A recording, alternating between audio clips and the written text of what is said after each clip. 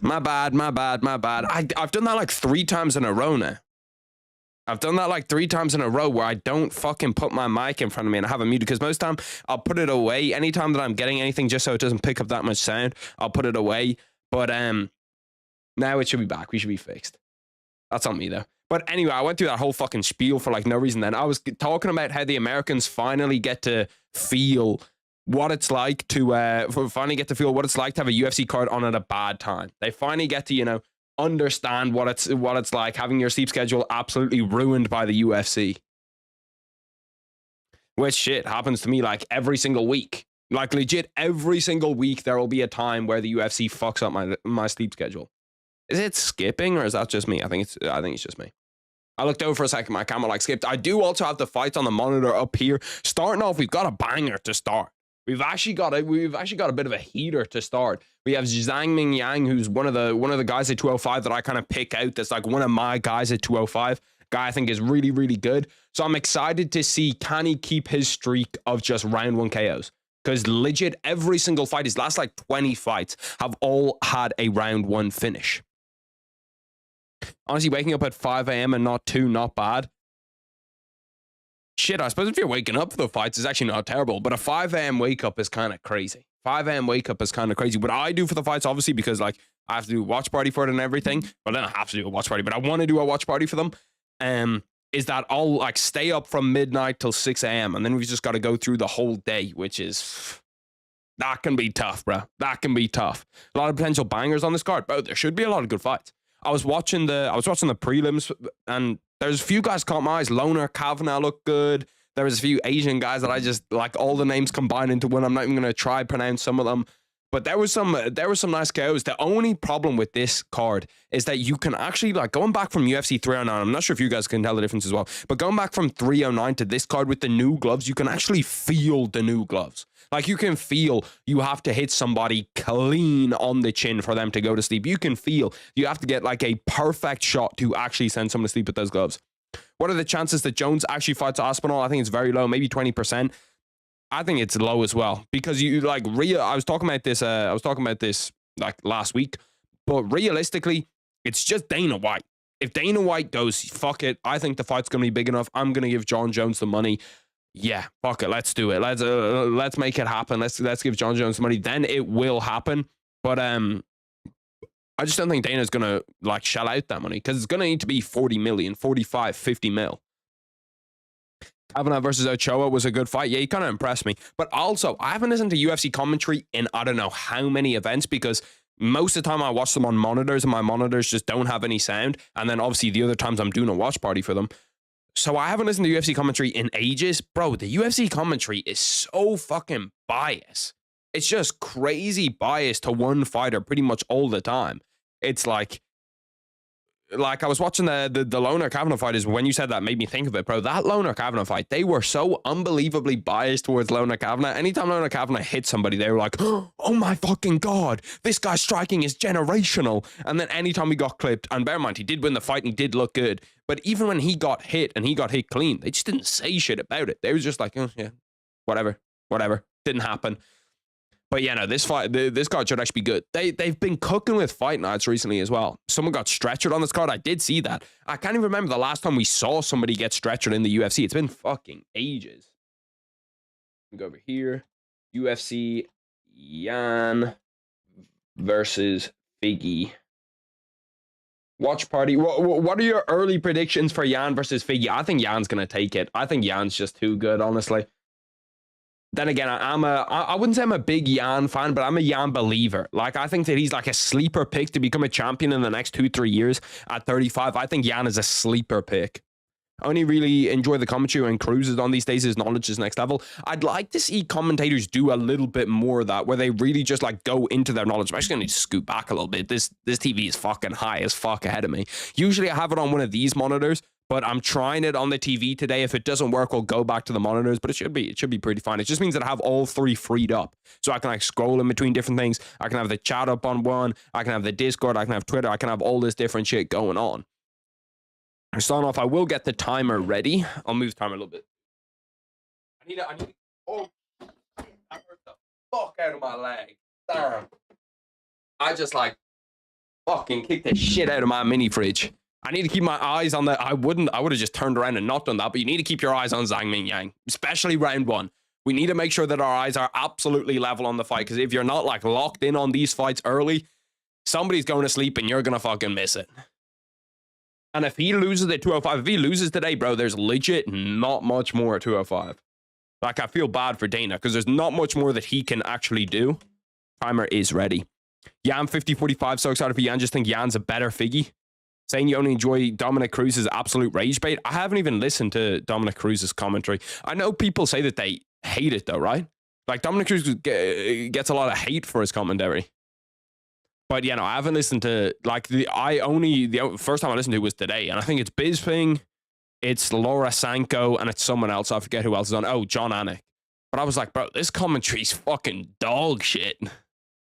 There's 3 minutes 30 left inside round one. This one shouldn't go out of the first round. And the thing is Zhang Mingyang's striking's actually good too. Like, he's not just like a Francis Ngannou type person where it's like just has crazy power, really has nothing else. Like, he has legit good technical striking as well as power. Why do people hate Dominic Cruz so much? Why do people hate his commentary so much? I haven't really, I don't know. I've probably seen like a compilation on Twitter of people saying that they hate it, but I haven't actually seen much about it. People saying that it's bad. Halfway through the first, usually the fights don't last this long. Honestly, I'm surprised it has lasted this long. It's been kind of timid. It's been like a little bit back and forth. Hasn't been as action-packed as I thought it was going to be. Oh, damn, he sent him to sleep. Literally, as I said it, Zhang Mingyang, oh, is he going to recover? Surely we're stopping that. Yeah, it gets stopped inside round one. Literally, as I said, it's not as action-packed as I thought it was going to be. He sends him right to fucking sleep. God damn, that motherfucker is scary. He is scary, bro. He's actually scary as fuck. Holy shit, he looks good, man. Holy shit, he looks good. Bro, Chinese MMA might be coming back.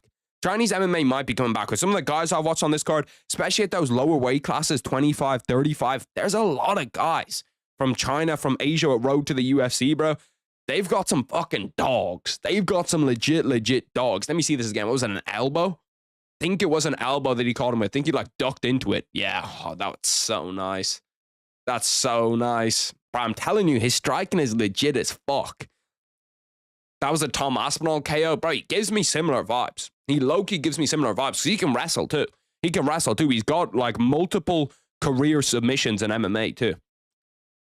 So, bro, he's scary at 205. And that's one of the guys that I picked out so early, so unbelievably early. Like, before he even got into the UFC, I picked out him and I was like, bro, that guy's fucking legit.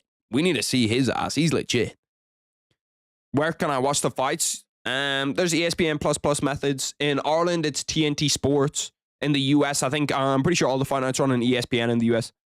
12 a.m. fights is not every day, bro. It's fucking fire. I love a 12 a.m. fight. I'm not going to lie to you. These 12 a.m. fights are sick. This has been incredible. Like, this has been one of my favorite fucking things to watch.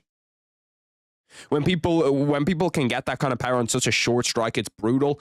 Bro, it's so nasty too because you get so much leverage into an elbow. And like, the crazy thing about an elbow is that obviously, like, with gloves, you have wraps and then your gloves on, so you do get that padding. With an elbow, it's just straight fucking like bone. And an elbow is harder than what your knuckle is. Like, if you like try push into your knuckle, you can feel that they're strong. With an elbow, it's like there's no movement. So if you get hit with that, fuck, bro. Like, you're done.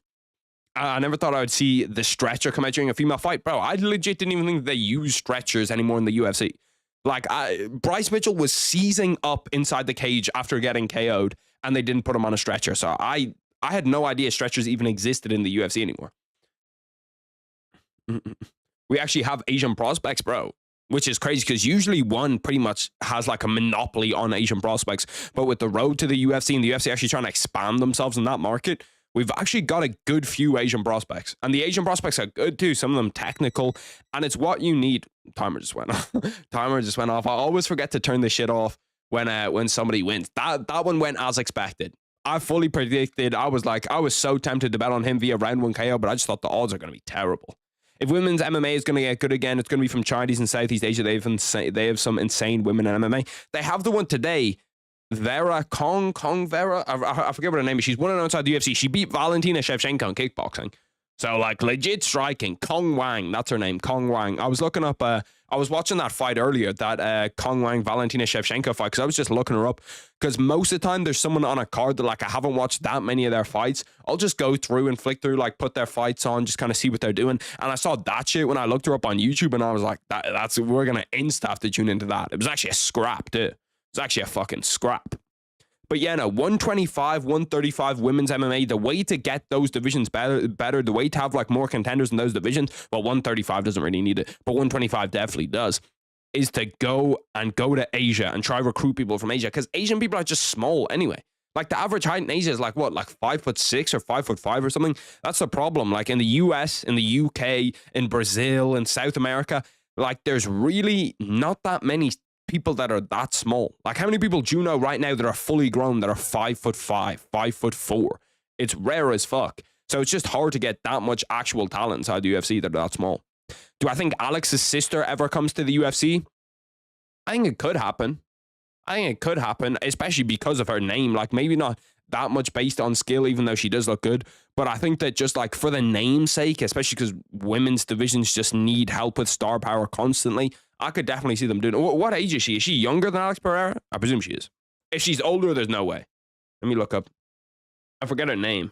I know she's got like some Brazilian sounding name. Alex Pereira's sister. Aileen Pereira. What age is she? She's 34 years old.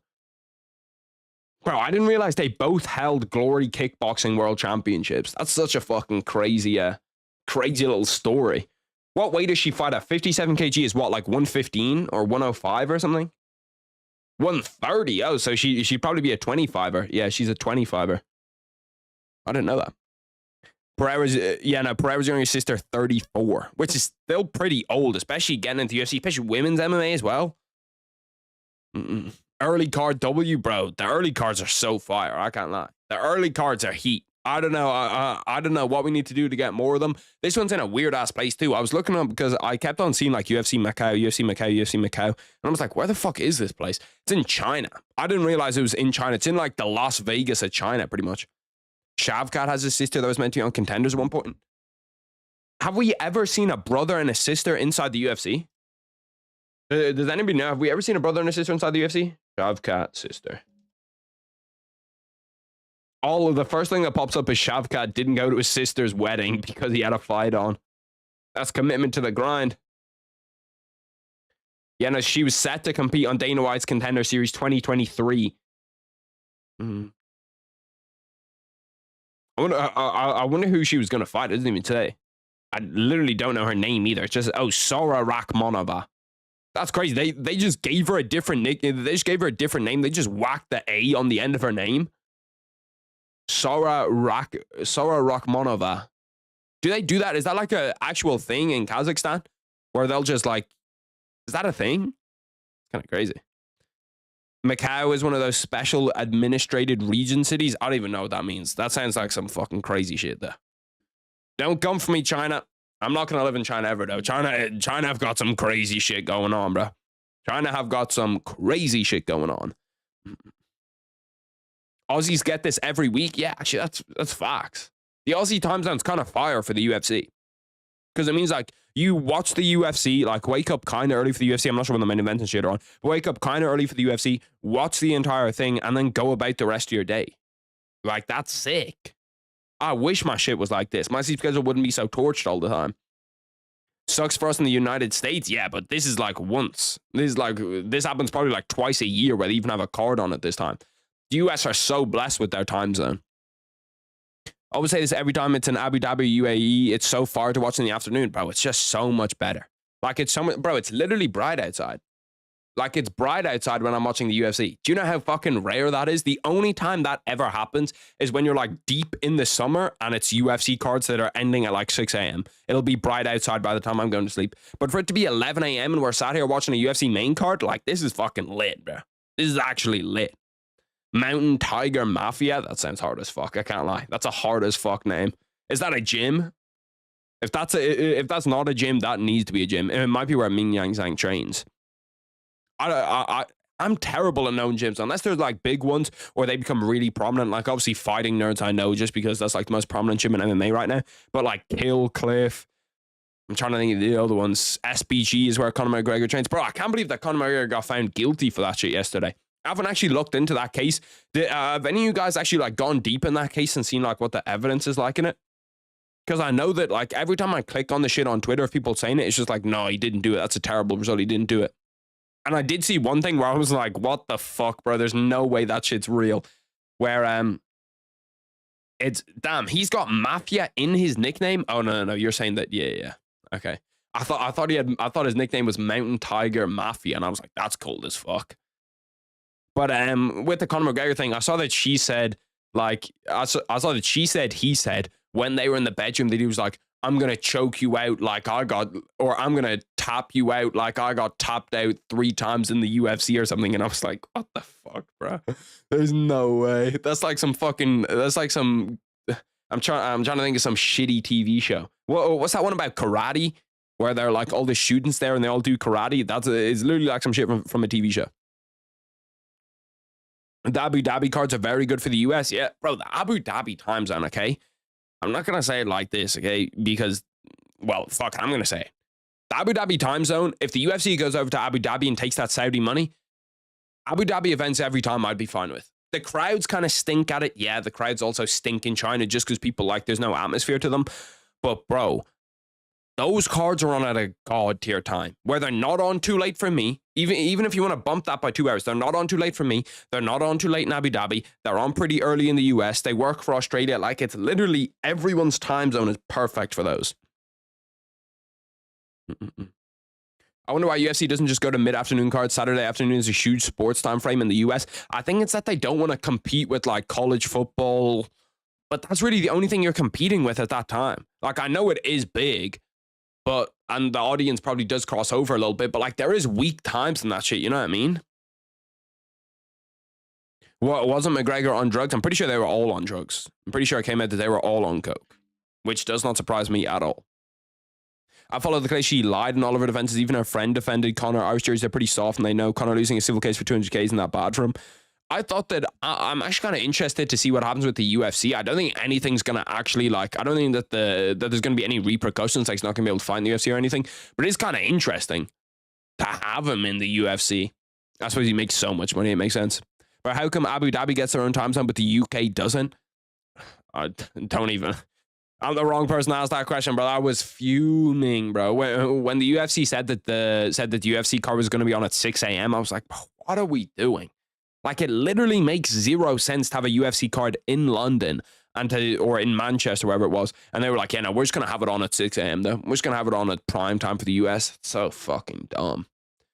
Like, the UFC are so short-sighted in what they do. They just think like, oh yeah, well, you know, a lot of people in the US buy our product and that's where the main people, you know, buy our product. We get a lot of sales there. Well, no shit, dumbass. If you fucking had the fights on, like, the Premier League is the most bought in Europe because it's on at the best time zone in Europe. You look at like Tyson Fury fights get watched a shit ton in Europe. All of those big boxing events. It's not like the US just watches combat sport more than other people.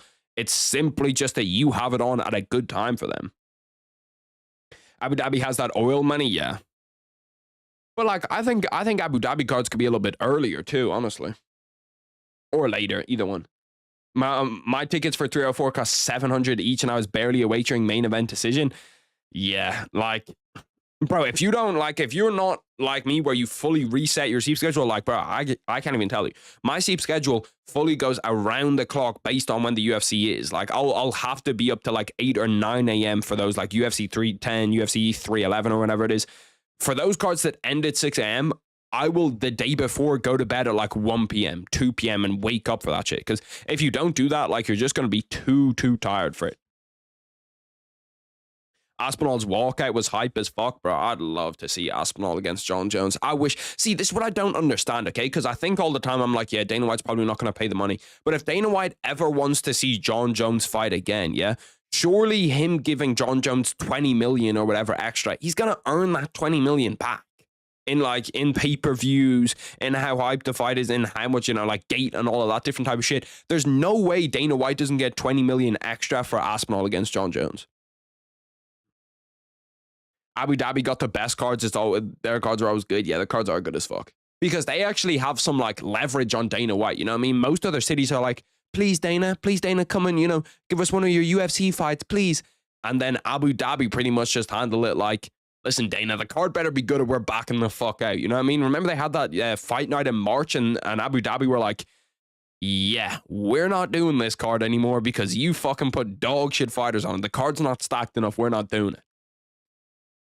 Abu Dhabi cards also serve as proxy Saudi cards. Are they, bro? My knowledge geographically of those regions is so bad. Is Abu Dhabi not in? I thought Abu Dhabi was in Saudi Arabia. Are they different countries? Arcane ended today. If Figgy loses, I need someone to check on me, bro.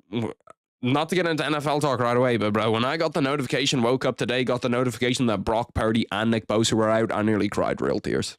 I would have been, bro. I wouldn't have been here if Kareem Hunt wasn't healthy for my fantasy. I would not have been here today. I would not have been here today. I would have jumped out my window. I would have been in a casket. Abu Dhabi throws the UFC huge dollars. Yeah, it doesn't make sense. How do you sleep when you're not tired? I am tired by the time that it gets done. You know what I mean? I can't really sleep when I'm not tired, just because I just kind of end up sitting there. And especially the way that I go to sleep, I'll always go to sleep. I don't know how many of you guys do this. It might be weird, but I'll always go to sleep with YouTube on or a TV show on or something like that. So if I try to go to sleep just naturally, when I'm not tired, I'll just end up watching the TV show or watching whatever's on YouTube. Dana paid John around 15 million for Stipe. Surely 40 million for Aspinall is big enough. I doubt it was even 15 for Stipe. I think it was probably 25 for Stipe. It's kind of hard to calculate because you have base fee and then you have pay-per-view points. Then you have all the other shit. You have sponsorships and that type of stuff. So all of the actual money doesn't get counted for a bit. But I'd say Jon Jones easily made 25 to 30 million from that fight. And I think the Aspinall one is going to have to be probably 40, 45 million, including pay-per-view points. Abu Dhabi could pay for the John versus Tom fight. They don't really do that, though. They only did that with the Sphere. I'd like to see them do it, but they haven't really done it yet, where they pay to have a fight done. They can do it in boxing. They can't really do it in the UFC because, boxing, they can, run the card and it can be, a Riyadh season card, but they can't really do that in the UFC. Abu Dhabi is the UAE. So Abu Dhabi's in the United Arab Emirates. I think I was in Abu Dhabi port there. Got some Krispy Kreme. Shit was fire. I can't lie. Shit was heat. Got some food over there as well. So technically I've been to Abu Dhabi, just only in the airport while I was waiting for a connecting flight. Can you do the timer? Yeah, I'll do the timer. You see, this fight's actually good as shit as well. Pretty much all the fights on the main card, 6 fights on the main card, which is kind of rare for a fight night. They're all actually good as fuck though. I was 9 when it first came out, and in a few months I'll be able to get a job. What the fuck? You're 9 when you came out? That's like me talking about FaZe Jev, bro. I've been watching FaZe Jev since I was 10 years old. For 10 years, I've been watching FaZe Jev. Is that not fucking wild? That always blows my mind when I think about it. Carlos Ulberg here, another guy at 205. This is pretty much like the heavyweight prospect, prove it or lose it. You know what I mean? Carlos Ulberg's one of those guys that is next up in this division. He's big. It's lagging. Is it lagging? Are we good? We should be good again. Does Jones even sell pay-per-views? The last one I bought was him versus Reyes. Yeah, Jon Jones is Jon Jones, so he's just going to sell a shit ton of pay-per-views. My sister's calling me, 1 sec.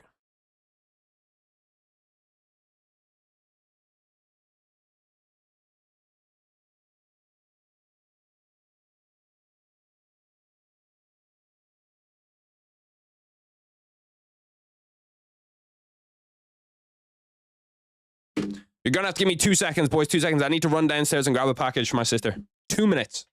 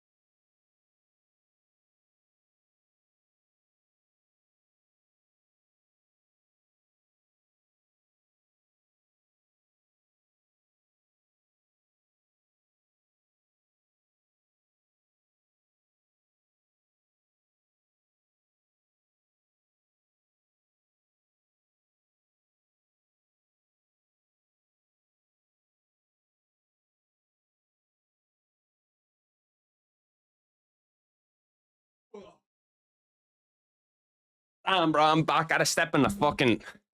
My driveway's like rocks, bro. It's very annoying. Put it on speaker? Hell no. Jones only became a bigger star more recently. He was way more relevant after his 3-year break. And the GAN fight was huge because his new fans who joined during COVID, TikTok edits. Yeah, but every fan pretty much has that. Like every big star has that. Where's my water at? That's all the way over there. Opening a new bottle because I cannot be bothered. At least this fight didn't finish while I was gone. That would have sucked. Imagine the fight gets finished as I leave. I also don't like not being able to score fights though. I'm out of breath from running up those stairs. God damn. But all the casuals have seen the clips of Jon Jones talking shit about it, or Joe Rogan talk shit about Jon Jones. I think even without those, when you just look through how much Jon gets promoted, he was going to be big as fuck. Like, I'm surprised Jon Jones isn't bigger. And I'd say, actually, Jon Jones has gotten negative shit from, like, all those, like, TikTok edits and that type of stuff. Jon Jones has actually had that. Like, it's had a worse effect on him. Oh, shit, call us up, bro. These guys are scrapping. Let me move back a bit again. I can barely see it. This might be a one-time experiment with the TV because I feel like I have to be so far back to actually see the shit. Not talking shit, glazing him. Yeah, but I also feel like without like Twitter and TikTok and shit, bro, people would not want that Tom Aspinall fight as much. Like, people want that Tom Aspinall fight a lot right now. They want that Tom Aspinall fight a lot. But if they didn't, like... I seriously feel like if TikTok and Twitter and that shit wasn't around, people would not want that Tom Aspinall fight as much. People would not talk about it as much as they do right now. People talk about it a ton right now because... And, like, even if you look at, like, Jon Jones's Twitter and all of that type of shit, his Instagram, all of the comments are talking about that. Damn, you were crying at the end of the show? What the fuck, bro? I don't think I've ever cried at the end of any show. I've also never cried at a movie. I don't understand how people do that. Like, I just don't think... Like, I know that the movie isn't real. So I don't understand how people are, like, crying at it. You know what I mean? Volkan wobbed him a little bit. Chill with the feelings about your TV show. Go to Reddit. Yeah. That's crazy. Who would have thought, bro? Who would have thought P. Diddy was actually an emotional guy, bro? Balling at the end of a TV show? Who would have thought? Who would have thought Diddy was emotional like that? There's all of us just sitting here thinking P. Diddy's a bad guy. No, he's not. He gets in his feelings too, bro. Only movie I sort of cried of at the end is Green Mile. Like Titanic and shit, bro. I don't know how the fuck we're crying at the end of Titanic. Like, we are bugging. It helps that Aspinall is super charismatic and looks like a strongman from the 1920s. I don't think Aspinall's that charismatic. I don't know. Maybe he is. I don't kind of get that. I don't get that feeling from him, though. The Diddler. Bro, speaking of that, I want to watch... have any of you guys watched that? What's that? The Penguin. The new TV show that came out. I want to watch that shit. That shit low-key looks good as fuck. I keep on getting ads for it. Have any of you boys actually watched that shit? Because it looks good. It looks good as fuck. I can't lie to you. It looks real good. But I just also struggle to watch TV shows. Like, I just don't have the time to do it. 1-0 Ulberg for sure. I was downstairs for 2 minutes, so I didn't even get a good fucking look at that round. So also, I feel like it's fucking hard to watch this shit, bro. Like, you know, staring up. I'm not used to it. My neck's getting sore. Dana White's 16 days of giveaways, bro. I guarantee you all 16 days are going to be like, you get 3 months free of UFC Fight Pass. I'm a Dana and John are both going to lock in the Aspinall fight and are both playing the heel ankle to sell gigantic pay-per-view buys.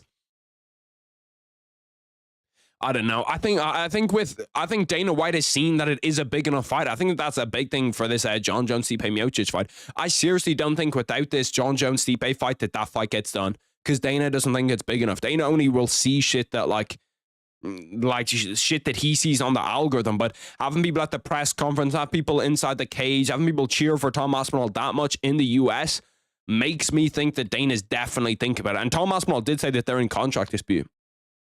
I'm a fan of Tom, but I don't think Jon doesn't owe anyone anything. I was thinking about this in my head earlier, okay? I've got a question for you guys. If you're Tom Aspinall, okay, do you fight for free? If the only way that the fight gets done is if Jon Jones takes your side of the paycheck and takes your like 5 million or 10 million or whatever, if you're Tom Aspinall, do you still take that fight if you're fighting for free? Because I was thinking about this earlier and I couldn't come up with a concrete answer in my head where I'm like, yeah, no, I definitely would. Yeah, no, I definitely would. And I think if I'm Tom Aspinall, I say no. Because there's still a real chance that he loses that fight, and then he loses that fight after fighting for free. But I did think, like, if you're that confident, you know what I mean? Carlos Ulberg into the second round, kind of tuning him up a little bit on the feet. Striking looks good. What's good, Niffy? That wouldn't happen, but yes, I think Dana White would float that shit out, definitely. He'd float that shit out for sure. You wouldn't fight for free? I'd think about it if I was Tom Aspinall. I'd honestly think about it. If that's the only way the fight gets done, time is on. I definitely would put ego aside for legacy. Like, I just think if you win that fight, it makes so much sense, bro. They do it for free because you beat Jon Jones and you're going to make so much money in your career. But I can also see, like, the downside of losing it. Like, if you lose that fight, you're just... One, you're probably never going to get the same respect that you had. And two, you're never going to get a fight as big as that in your career again. I personally don't see him losing against Jon Jones. I think that's a 50-50 fight. I could really see him losing, bro. I could see him losing that fight. No bullshit. I could see him losing that fight, definitely.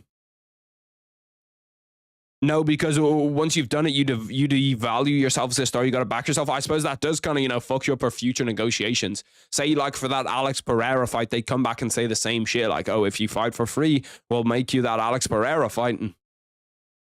So I think that's actually a good point. For future negotiations, it could fuck you up. Good morning, Niffy. I hope you're doing good, brother. You have to face the greatest of all time, and even if they're old, it's literally revenge for Stipe being old and ducking them. Yeah, I don't know, bro. I think, like, I wouldn't do it personally. Even if it's like a one-off and it's not going to affect your future negotiations, bro. That's so, like... And it's the type of thing where I think that shit could have happened in the past. Like, if Tom Aspinall is allowed to have his own sponsors on his shorts, I think that I think it's worth it. I seriously think it's worth it if he's able to have his own sponsors on his shorts. But I don't think he will. It's a fight that anybody could win. Yeah, it's 50-50, bro. I remember a few months ago you tried the carnivore diet. How did it go, bro? The carnivore diet is elite, bro. The carnivore diet is legit top tier, especially if you're trying to lose weight, bro. Like, if you're trying to lose weight, the carnivore diet is the best diet by far. You feel like dog shit on it for like a week and a half, but once you lock in and you get like 3-4 weeks in, you feel good. The only difficult thing that I think about it is like exercising. Like, at jiu-jitsu, I felt that I had no carbs, bro. Like, my cardio wasn't as good. It was the type of thing where, like, now, because I eat carbs again now, it was like, now I can, like, roll for 2 hours and I'm not too bad. You know what I mean? If I eat pasta before jiu-jitsu, I've pretty much got unlimited energy at jiu-jitsu. I never really get that tired, but you get tired fast as fuck on the carnivore diet. That also might be because I'm not eating the right stuff before I go, but that's what I felt.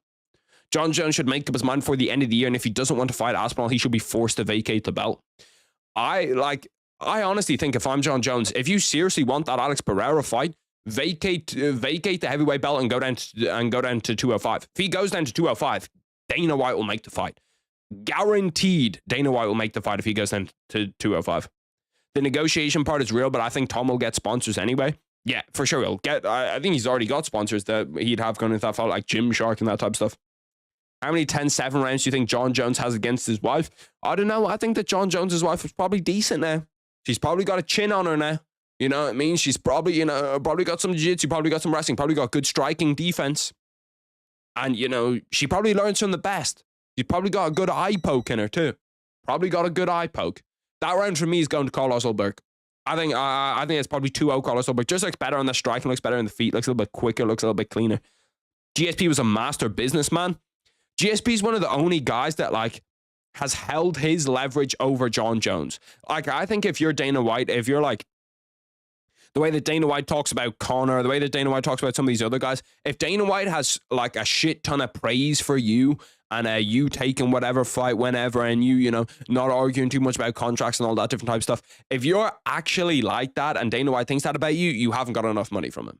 If your employer is like, such a good guy, takes such good deals for the company, never complains, does everything that the company needs, like, That just means that Dana White is fucking you up in his contracts and fucking you over with the money he's giving you. And you see that, bro. Like when we saw the leaks from the UFC about how much they were paying Conor in his come up, they were giving Conor like $5 million to fight Jose Aldo. Do you know how much money the UFC probably made from that fucking fight, bro? Like $5 million to fight Jose Aldo is nothing. He could definitely make 205 still, and Alex definitely, and him and Alex definitely walk around in the same weight. I'd love to see that fight at 205. And for me, it's the only way that Jon Jones actually gets that fight. If he's like, listen, I tried out heavyweight, don't really like it. Because Jon Jones weighed in at what, like 236, and he wasn't even jacked. He was not jacked at 236. So I think he could definitely get back down to 205. And Alex Pereira's not going up. It just doesn't make sense. Like, that fight doesn't make sense for Dana White. But if Jon Jones is at 205, and if he wants to get more defenses, man, there's so many easy defenses for him at 205. And he's done pretty much everything he needs to do at heavyweight now. Like, he's beat on... Oh, damn, Volkan Ozdemir's coming on a little bit. Chasing him down a little bit. These guys are fucking... This is a prime light heavyweight match. Whereas, like, one person's just walking the other person down, the other one's trying to counter punch. Gets super tiring to do that shit, though, where you're like on backwards. It gets super tiring, super fast to, like, backtrack backwards. That's actual fact, and never be shy to talk to your boss for an obvious promotion. There are levels to all work. Yeah, no, there is for sure. And it's like, I seriously think if Dana White is like, oh yeah, you're one of...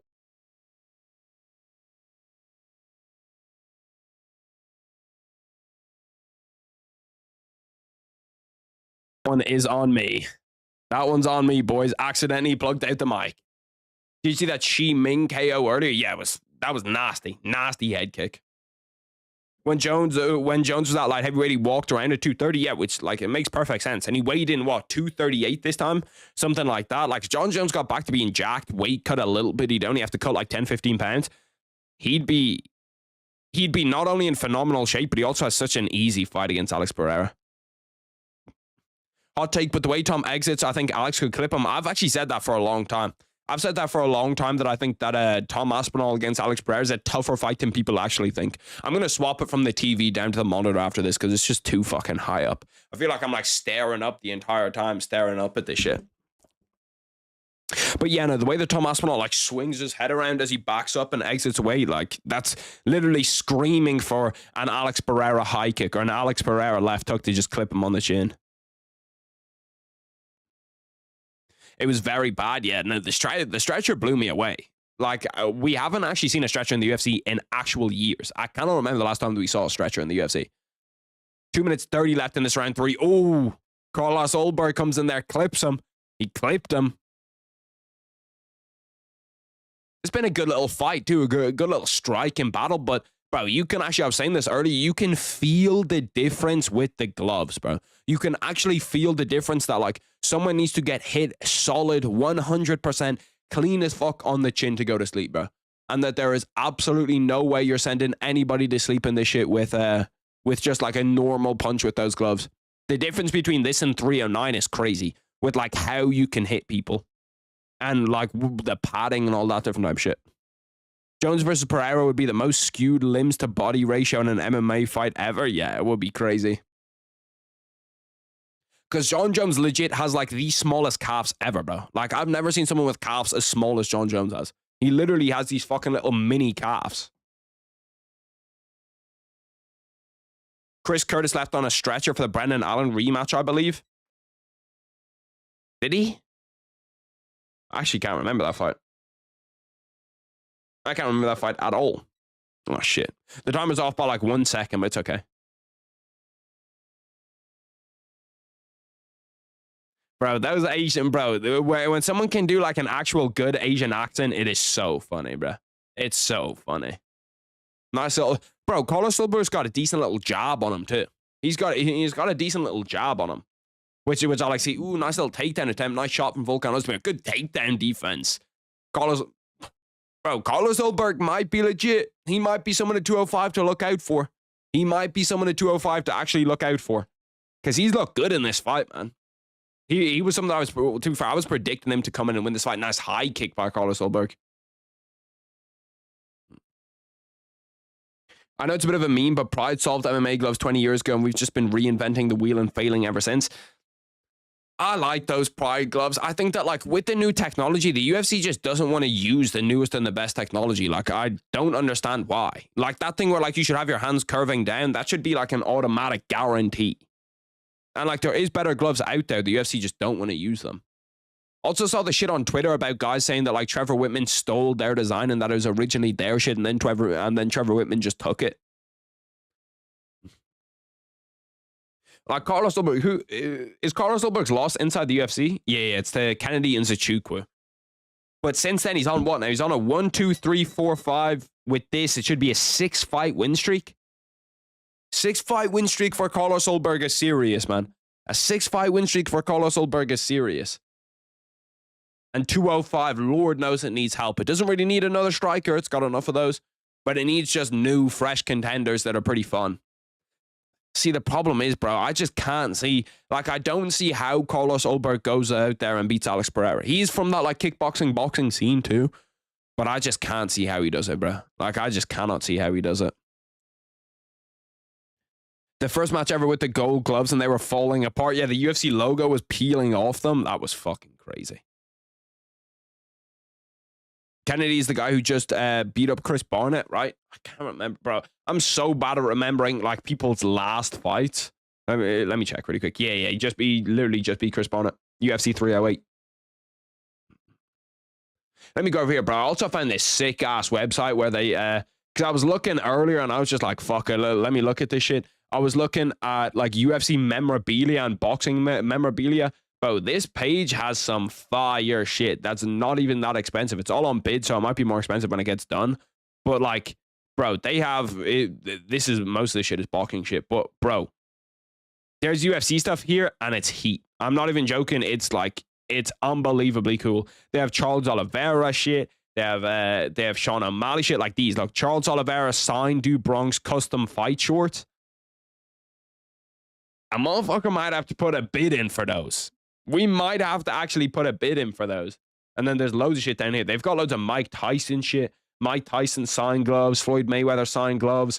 Because I was looking at it earlier and I kind of want to change the background behind me to be like memorabilia stuff. You know what I mean? I feel like some signed Charles Oliveira shorts here would be pretty dope. Maybe some gloves in the middle. Maybe a little jersey to the right. Signed jersey from somebody. Bro, I could get some fire shit from behind me. I could low-key get some fire shit from behind me. The fuck is this, bro? Rocky Marciano signed 19. Bro, they have a signed check from him is $525. He signed a check and they're selling it for $500. That is wild. That is wild. You can get like Sylvester Stallone gloves, Khabib, Sean O'Malley signed shit. And then I saw shit on the UFC collectible website as well. Bro, the shit that they have from UFC 309 on the UFC collectible website is so fire. Let me look this shit up.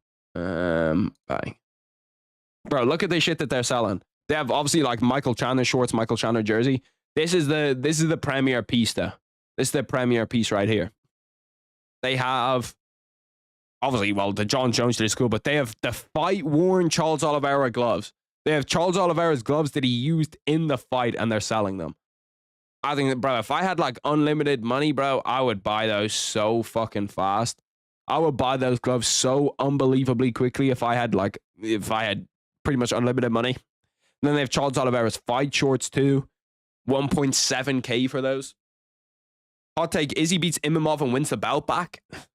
I think Izzy has the skill to do that. Whether he actually wants to do it or not is up to him for me. Whether he actually wants to do that or not. Most of these shits are on bid. I'd love to get like these autographed posters, but they're just so expensive. Like 1K for an autographed poster is crazy. This is the other thing that I kind of want. Not Marcin Tybura, where is it? It's the Marcus McGee. Yeah, Marcus McGee fight issue jersey. They're the two ones that I submitted a little bid for. But you can't see what the top bid is, so I don't even know if my bid is the highest one. That one's sold out. Someone definitely paid like 10 G's for that. No bullshit. Someone definitely paid like 10 G's for that. The UFC is praying for Kai to beat Pantoja for that Japan market. Bro, if Kai beats Pantoja and he looks good inside the UFC, they might take over that. Or they might take over that Asian market. They might actually take over that Asian market. because you're going to have a Japanese champion, and then you obviously have Tatsuya Taira at 35 as well. You have Rinya Nakamura at 35. Who's the guy at 45? There's an Asian at 45 that's pretty good. Fuck, I forget his name. Maybe he's at 35. But anyway, in those like lower divisions, what the UFC needs, they can like kill two birds with one stone in those lower divisions, because you're gonna have really, really good fighters, okay, at 125, which isn't like that normal, where you get like really, really good fighters, really, really exciting fighters at 125, and then you also have that Asian fan base, which you're trying to reach out to. So you literally have both of those. You literally get both of those fan bases with one. Two birds, one stone. I appreciate the 5, Niffy. I know I'm not the only one sending hearts to Harry live, but Jesus Christ. I know I'm not the only one sending hearts to Harry live. Have not yet bought any sports memorabilia, but I do have Naruto. I love the content. I appreciate that, Niffy, brother. I appreciate that, Niffy. I want to buy some sports memorabilia. I feel like that's the type of stuff that like lasts, and that's the type of stuff that's dope. Thoughts on Emmett versus Lopez for UFC Mexico? I didn't actually see that is that confirmed? I saw like some rumors of it on Twitter, but I didn't know if that was actually confirmed. If it is confirmed, I don't like it. I just don't understand why. Like, it seems like they're rushing with that. You know what I mean? Wait for Movsar and Aljo. Like, wait for Movsar and Aljo. Have Diego Lopez fight Movsar Evelev on that card. That makes so much sense, especially if someone comes out with not a lot of damage. Someone comes out being able to turn around pretty fast. Like, Movsar against Diego Lopez or Aljo against Diego Lopez is a legit freebie, bro. Like, that's one of the freest fucking events you're ever going to see to just be great. I don't think Conor Ulberg won that fight. I thought he won it. I didn't get to see much of the first round because I had to run downstairs, so I missed like 2 minutes of it, 2.5 minutes of that first fight. Are they showing a Stipe Miocic promo? Bro, what fuck? Why are they showing a Stipe promo? What the fuck is going on, bro? UFC 309's already happened, and they're showing a 309 promo. People on Twitter are saying Volkan won. I don't agree with that. Like, Volkan was applying the pressure, but when he applied the pressure, he just got clipped constantly. Who do I have in the main event? I have Petr Yan in that main event. I need to fix my camera, too. The way it just, like, unfocuses sometimes. I swear it didn't do that shit before. And now it just does it randomly. Harry, I know it's cringe, but the ending to that show was sad. My favorite character died after her daughter figure died, too. It's sad. I just can't get sad at a TV show. I get more stressed with TV shows where, like, sometimes I'll have to look up some shit in a TV show because I'll just be like, bro, this is, like, I can't go to sleep without knowing this shit. Gonna play Clash Royale, Loki go to game. Clash Royale, Clash Clans. They got me through most of school, bro. Where I was just in school grinding the shit out of those games. They're fucking fire. But yeah, who are some fighters that I should look at to get UFC memorabilia from? Charles Oliveira is definitely one of them that I'm just like looking at. Do you make NFL content? No, I'm going to make it in the future. One of the things about that I don't want to do is make it too soon, because like I only really started watching the NFL properly maybe like a year and a half ago. Like 2 years ago was when like I first really started watching the NFL, and then a year and a half ago I started watching it seriously. So I kind of want to learn a little bit more, get to know a little bit more, like learn a little bit more about the past before I start making content on it. But it's definitely in the future. I'm going to make content on every sport in the future. That's what I want to do. That's like down the line, maybe 2 years, 2.5 years, 3 years, is to legit make content about every sport, about the UFC, about boxing, about, you know, football, about American football, about basketball, about legit every sport. I want to talk about it. If it's for his retirement, what the fuck? You're going to have to retap that shit. I'm in Legendary Arena. Is that the highest one? I haven't played it in ages. I haven't played it since I was in school. I haven't played it in like 3 years. I've had the game since it came out though, OG. I also saw that, you know, Tapped Out, you know, like the Simpsons game Tapped Out. I saw that that's shutting down, bro. I was like, damn, that game is fire as fuck, bro. Like, Tapped Out's a heater, and they're shutting that shit down. My favorite sports are, I presume that's MMA and not jiu-jitsu. Maybe it is jiu-jitsu though. Jiu-jitsu, soccer, or football. I call it football. Americans call it soccer. And then basketball. I'd say probably my favorite sports right now are American football. Well, MMA is number one. Like, MMA and the UFC is number one for me. The UFC, the NFL, and then the NBA, which I think are all fire. Jiu-jitsu is also pretty fun to watch. Jiu-jitsu is hard to watch at like a super high level though, because I don't really know what's going on. Even though I do jiu-jitsu, it's hard as fuck to just understand the shit that's happening. I should have swapped from, to be fair, this fight shouldn't last that long. Kong Wang should get this one done super, super quickly. Is MMA all of your boys' favorite sport? Is your favorite sports MMA? I have soccer first over MMA, then basketball third. See, I don't know what it is about soccer. I just don't fuck it as much as I used to. If it was for Stipe retirement, shouldn't they have done it last week on an American card? Oh, why? Was that video because Stipe was retiring? Yeah, I don't know why the fuck they didn't, like, I don't know why Stipe retired last week and they were just like, well done, brother. You've given a lot of time to the company. Good shit, bro. Yeah, you know. You fought well. You fought hard. And for, like, Gillian Robertson got a whole montage up there of just like, what a pioneer of women's MMA. Oh my God, one of the best women's MMA fighters ever. And it's like, bro, why are we dick riding, bro? Like, Gillian Robertson was weak as fuck if we're being real. My favorite sport to do is kickboxing. My favorite to watch is MMA. Second is boxing. Rugby is a close third. Rugby's one that I haven't watched rugby. Well, I watched it like 2 weeks ago to watch Ireland and New Zealand, but I haven't been too invested in rugby in ages. I still can't believe that Wang Tong is the only active Chinese UFC flyweight. Like, the only Chinese flyweight is her. That doesn't make any fucking sense to me.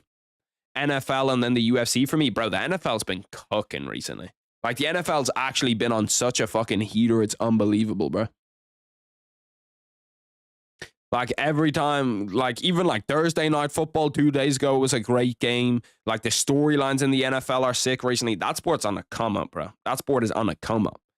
They gave Michelle Watterson the Robbie Lawler treatment, bro. It was crazy. I was like, what the fuck? Like, they gave her some crazy shit, bro. Yeah, bro, Carla Esparza got a whole video too, and I understand Carla Esparza was a UFC champion, so she should get one. But Stipe is one of the greatest UFC fighters ever. He's probably top 10, top 15 ever. And they gave him a fucking pat on the back as he goes out the cage. That blew my mind, bro. That's why, because obviously I don't have commentary on. I'm not hearing the post-fight interviews. I thought maybe he said that he had one more or something. That he was like, oh yeah, I might do one more fight, you know, I might do something outside the UFC or something. So I just kind of thought, oh, maybe he's not retiring because they didn't give him a video or whatever. But yeah, that was fucking wild. The girl who got knocked out earlier should be in flyweight. She looked way too skinny at 115. Yeah, she did look big as fuck. But that's kind of what the UFC is now. Like, a lot of them should be, like, a lot of those guys do look too big. And typically, honestly, the meta for the UFC right now is small guys with, like, a lot of weight rather than really, really tall guys that kind of, you know, overarch people and cut a shit ton of weight. Because if you look at the divisions, Pantoja's not super big for 25. Like, Umar, Merab are very small for 35, especially Merab's a super small 35er. Ilya's a super small 45er. Islam Makhachev's not a huge 55er. Bilal's a tiny 170 when you look at just height. Normal football and American football are so boring to me. I only watch the World Cup, the Euros, and the Super Bowl. Yeah, normal football, to be fair, for normal football, for international tournaments, I watch a shit ton, bro. Like, I'll watch pretty much every game at an international tournament. But I can understand why normal football doesn't appeal to you. It doesn't appeal to you that much. And American football, I'm so invested in the 49ers. Islam is definitely a huge 55er. I don't mean small as in like stature. I mean small as in like how tall they are, you know what I mean? Like, obviously Islam's not a small 55er. But in terms of height, Islam's like, what, 5'10", I think? Just about 5'10", which isn't big for a 55er. Like, Sean O'Malley's 5'11" at 35. You look at 45, or Sean Woodson, 6'3" at 45. Volk could be a small 35er, yeah. Like, I don't get it, bro. I don't get why that's the meta in MMA right now. Wang Kong getting ready to fight, bro. It will be interesting. Bro, she's a minus 1050 favorite. She's a minus 1050 favorite, bro. Holy fuck. God damn, that's big as fuck. What was Bo Nickel in his last fight? What was Bo Nickel in his last fight, bro? Bo Nickel must have been like minus 900, minus 1,000 or something. I appreciate you, Caesar. Make sure to like this stream, push it out to a little bit, push it out to a few more people. 6'3" at 145 is insane. Yeah, no, it is. Sean Woodson is an exception. He's not exactly one of the guys that, like, you think is like Sean O'Malley's not, or not Sean O'Malley. Sean Woodson is not the traditional 145. He's definitely an exception. This fight has begun. Wang Kong against, I don't know the fucking other girl's first name. I'm just expecting to see a quick round 1 KO here, and for me to actually, fully start the hype train. Yeah, he was minus 900, bro. The fact that if you're a bigger favorite than Bo Nickel is in any fight, that's how you know that this shit is an instant mismatch. Against Brundage, Bo was like minus 1700. What was he against? What the fuck's the guy's name? The guy that came in on like 1 day's notice that Loki looked vibey. What the fuck was what was his name? He fought Oban Elliott after. He's from like Jamaica. Why can I not remember his name, bro? He also fought, he was also probably a big favorite in that Trayshawn Gore fight. He's probably a big favorite. Bo Nickel, bro, show me. Why is it only showing me his fights? Val Woodburn, that's who it was, Val Woodburn. I was trying to fucking remember his name, bro. Or not the Trayshawn Gore fight, the Jamie Pickett fight. The Jamie Pickett fight. That Trayshawn Gore fight, that Trayshawn Gore fight was the one that got cancelled. The tree guy? You mean the tree guy? 3 minutes 50 left inside round 1. 1 minute in, it's been kind of slow. I'm not gonna lie to you. It hasn't been the fastest round of all time. I do need to scoot back, bro. You scoot back a little bit. Because this shit is like so far above me, especially when I'm like close to my desk. I'm legit like staring up at the fucking sky. Yeah, no, Val Woodburn. Val Woodburn was a dog too, bro. Did he get cut yet? I think he got cut after losing to Oban Elliott. I'm not 100%, but I do think he got cut. I want to see Wang Kong fucking go out here and just show me something that I haven't seen in women's MMA before, bro. Like, show me you're just, you know what I mean? Put something together. Show me something that really gets me hyped up for you. Show me something that really, you can get me hyped up with a question mark kick. If you keep throwing those question mark kicks and you keep landing those question mark kicks, bro, the hype train's going to be there. Bo was a minus 2,500 against Brundage, bro. Jesus Christ. Minus 2,500? Is that the biggest favorite in UFC history? I know one of his fights was close to the biggest favorite in UFC history. I like that body work, man. I like that body work. Oh, go to the body. I fucking love to see that, bro. Anybody who knows me knows that I love when if you throw to the body and land to the body, bro. One of my favorite things to watch in MMA. Good body punches. I feel like being that big of a favorite, it's not even like so much pressure as in it's not even so much pressure as in you think that you're gonna lose the fight. But I feel like the pressure to get a round 1 KO when you're like a minus 1,000 favorite must be insane. Because if she doesn't get a round 1 KO here, I'm kind of looking at it like, like I guess she was okay or something, you know. Like I thought, I guess she's decent. Thank you for reminding me the fight is on. I thought it was midnight, bro. It kind of fucked me up a little bit too. Because I thought that it was 8 a.m., but I've got the prelim start at 8 a.m. Main card is 11 a.m., at least for me. Is main card what, 6 a.m. or 5 a.m. for the US? What time is it for all the boys in the US? Especially West Coast is 3 a.m. West Coast, you fully get how I feel when I watch UFC cards because you have the 3 a.m. main card and the midnight prelims. But yeah, no, I'd love if it was like this all the time, bro. If this time zone was like this all the time, it would be unbelievably fire. 1 minute 20 left inside round 1. Wang Kong's kind of looked okay, but like she hasn't looked great. It hasn't been flawless. It hasn't been as good as her first performance. Why was Ulberg versus Volkan not co-main? What is the co-main? It's in China, so it's probably someone Chinese. 6 a.m. for you, damn. You're feeling my pain. 5 a.m. in Tennessee. Last pay-per-view, I was up till 6:30 a.m. Well, shit, so was I. Last pay-per-view, I was up for the entire day. Bro, I'm trying to look up fucking UFC. The co-main, the co-main is Yan Xiaonan and Tabitha Riki, Song Kanan, Muslim Salikov. I don't mind that co-main. I think it's decent. And it's the biggest fight that they have right now. It's the biggest fight that they can put on. Yeah, it was pretty sad that Bo didn't finish Brundage in round 1. I think that it was one of those cases, though, where Brundage just did everything he could to not get finished.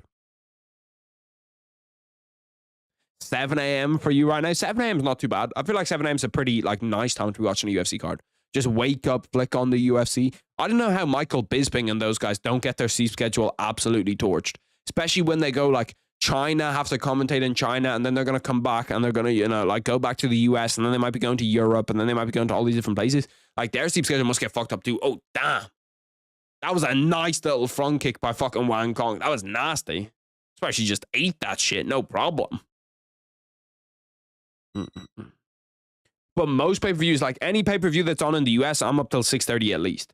And bro, the Sphere was the worst one, bro. Do you remember the Sphere with all the fucking intros and shit they were playing? Bro, Sean O'Malley was walking out at 7 a.m., bro. Sean O'Malley was walking out at 7 a.m. for that Sphere card for me. It was crazy. Fernandez was turning up, hoping that Wang overextended and she could snipe a KO. Yeah, I suppose, like, once you are marked with that kind of, like, prodigy tag, it's hard to, it's hard to, like, force some shit. And you don't want to force some shit. That's how you end up losing. I'm not sure how much I like this 6-fight main cards for fight nights. I'm not sure if I like them or I hate them yet. I think like the 5 one's actually pretty good. Valentina versus Grasso dragged on for so fucking long. Yeah, bro, like legit that Sean O'Malley fight ended at 7:30, 7:45 for me. Like it was nearly 8 a.m. when that fight ended. I was mind-blowing. I reach out to people. Bro, I still can't believe that Pantoja is main eventing his second pay-per-view of the year. His second pay-per-view of the year he's main eventing.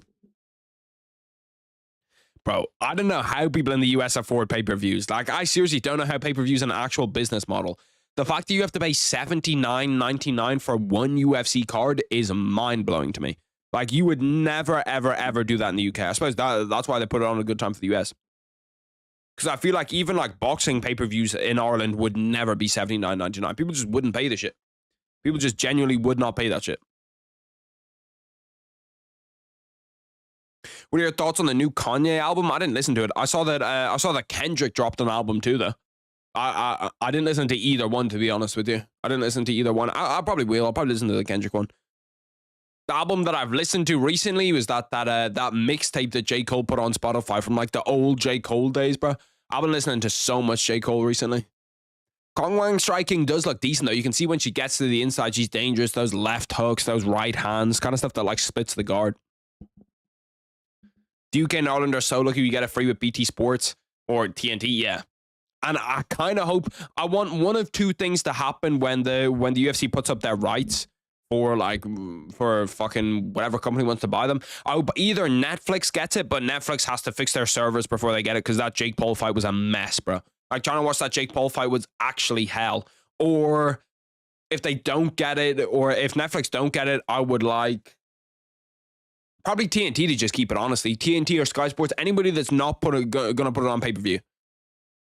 So I feel like that, like with the events being on at 6 a.m., like people just aren't gonna buy pay-per-view for it. People probably wake up, but people aren't gonna buy pay-per-view for a 6 a.m. event. It's just too late.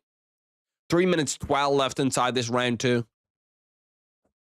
Kong Wang's looking decent, but honestly, the girl she's fighting's looking okay too.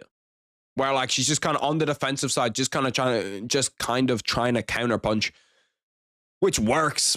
But I feel like it's only so much time until her guard gets cracked, until something happens that she can't recover from. Seems like it's just impending doom. And if it's not, Kong Wang's just gonna coast to a decision. Paul and Tyson both got suspended apparently for what? For drugs? Yeah, really? I didn't see shit about that. Mike Tyson definitely wasn't on drugs. Mike Tyson was not on TRT or any of that shit. Significant body strike, 17 for Kong Wang. You know I love a good body strike. You know I love when someone's working out body well. The UFC should have its own broadcaster. I think that they did that for a while, or they thought about doing it, but they actually made less money doing that. But that would not go well for me, because that would mean that I'd have to buy every pay-per-view. And that would stink, bro. That would stink. That would be the type of shit that makes me stop watching the UFC. Well, I'm not going to stop watching the UFC. But, you know, stop watching the UFC through means that Dana White would enjoy. But, yeah, no, I think that, bro, I still don't know why the UFC pay-per-views, like, pay-per-view is a model for me. If pay-per-views were like €15, €20, I think people would for sure buy them way more than they do right now. And that's kind of the counter to illegal streaming. Like, the counter to illegal streaming is just make pay-per-views cheaper. Oh, damn! Kong Wang's hurt! Hurt bad, jumping on her back for a naked choke. That could be locked in. That could be locked in. Oh, that's deep. Yeah, that's tight. That's really tight. That's really tight. She could go to sleep here. She's got her belly down. That's pretty much the worst place you can be in jiu-jitsu. Oh, yeah, that's tight. Yeah, she's going to go to sleep. Yeah, that's over. That's done. That's done. She's probably going to... Fight is over. Kong Wang gets upset. Minus 1050 favorite loses. That might be one of the biggest favorites in UFC history that we've actually seen lose, bro. That's one of the biggest upsets that we've ever seen in UFC history. God damn, that was fucking just rapid, bro, out of nowhere. Knockdown, jumps on the back, gets a rear naked choke sunk in, bro. That was fucking crazy. The one thing where it was like, don't overextend, don't overextend, don't overextend. That was the only way she's going to lose that fight, and she lost it that way. Just counter punch. I'm going to need to see that. I'm going to need to see where it knocked her down again, bro. I'm going to need to see where it knocked her down again. What was it? Head kick, bro. Damn. I didn't even see that head kick. Oh, no, okay. It wasn't a head kick that actually knocked her down. I thought it was like a left hand. Yeah, clean left hand to the chin. Drops her, and then from there just jumps on. Most of the time, I hate when people do that. Low key, most time, unless you're like Charles Oliveira, I hate when people do that. When people jump on the back right away after they have someone hurt on their feet. Because I think if you can't get that choke locked in right away, you're just giving them so much time to recover rather than making them stand up. But it actually worked out for her. You could see that shit was done. Like, she was probably out for 5 or 6 seconds. Most of the time, the shit that I'm looking for in a rear naked choke, if I'm a ref, is looking at, like, the feet. If they're not, like, kicking with their feet or anything, I feel like for sure they're asleep, bro. Just started frustrating her more and more. Yeah, and it eventually just got to the point where she couldn't fucking take it anymore. I can't believe that shit, bro. That's crazy. I wonder, what is that the biggest favorite we've ever seen lose, bro? GSP Matt Serra, it's probably a little bit more, but GSP Matt Serra, like, that's not far off. What's the biggest upset in UFC history according to the odds? Let's see the shit. What was the biggest upset? Bro, that might be the... No, it's not. The biggest upset was minus 1,400 losing to a plus 950. But that's like, right, like, that might be top 3. That might be a top 3 biggest upset of all time. Early morning upset is crazy. I'm looking in terms of odds, though. I'm not looking in terms of, like, this shit. Like, obviously, Matt Serra GSP is crazy, but... Pena versus Nunez. I feel like that one's... According to Vegas, it was Shanna Dobson versus Maria Agapova. TJ was plus 900 against Renan Barão? Holy fuck, bro. How the fuck was TJ plus 900 against Renan Barão? Yeah, no. Sarah, okay, so Sarah was plus 850 over minus 1,300 GSP. So that's probably a top 3, top 5 upset all time. That's probably a top 3, top 5 upset all time. Which is wild, bro. Like, she was a minus 1050 favorite, bro. 1050 favorite. That means, like, you put... I don't know, you put €1 on her, you're getting 10 cent back. You're getting less than 10 cent back. You're getting 9.5 cents for every €1. ChatGPT is probably a good person to ask. You know what? Fuck ChatGPT. We're asking Grok. We're asking Twitter AI. What was... Let's see does it get it right, because I'm pretty sure that one is the biggest one. What was the biggest upset of all time? Bro, I can't type for shit. Like, I need autocorrect for typing. I don't know why it's not a thing already. But, like, no autocorrect in typing throws me off. I always type shit wrong constantly. What was the biggest upset of all time in the UFC? According... I was sure that she was going to win that fight. I had everything fucking prepared for her to win the fight. Let's see what Grok says. Where Shanna Dobson defeated Maria Agapova at UFC Vegas 7. Dobson was a plus 950 underdog, making this most significant betting upset in UFC history. Damn.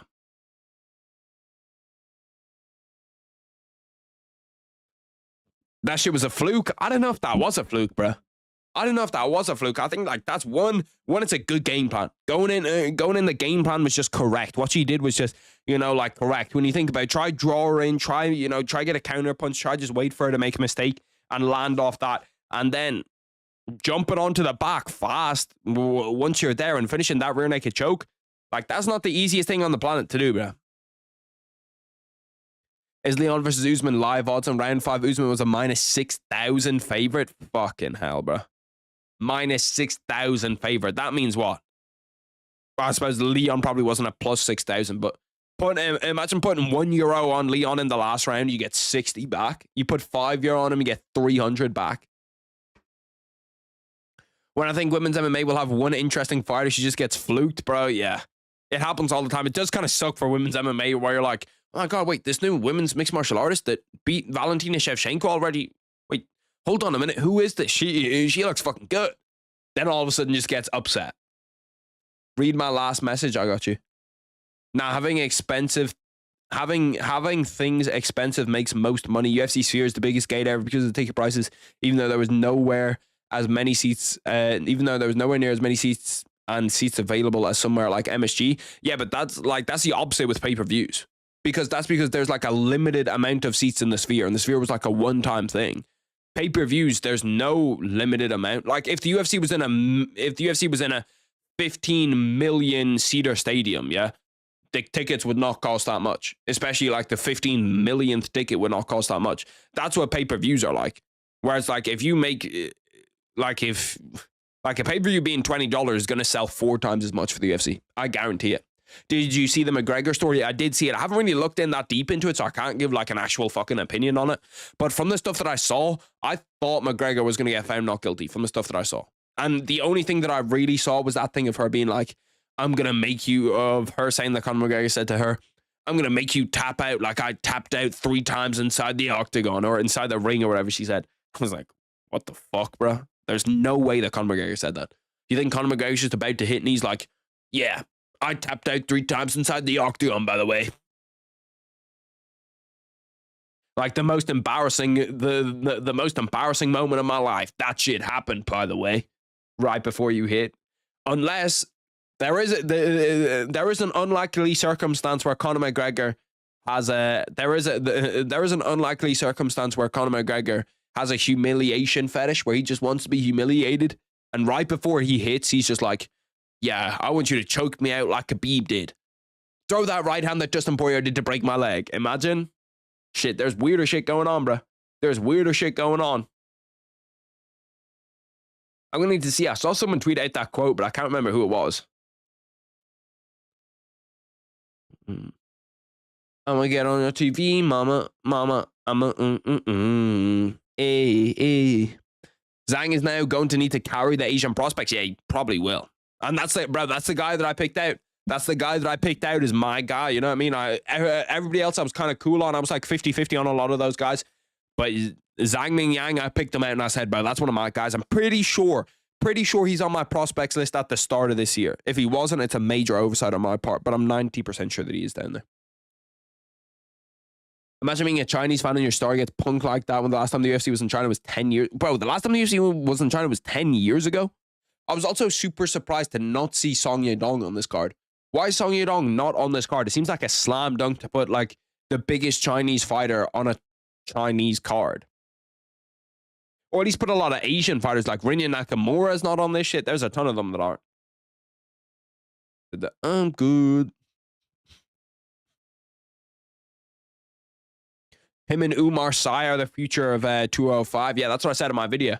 As I said in my video, when I was picking out the best prospects in each division, they were both the guys that I picked out for 205. I picked out Umar Sy and I picked out him. And low-key, little fucking revelation in Turkish MMA as well.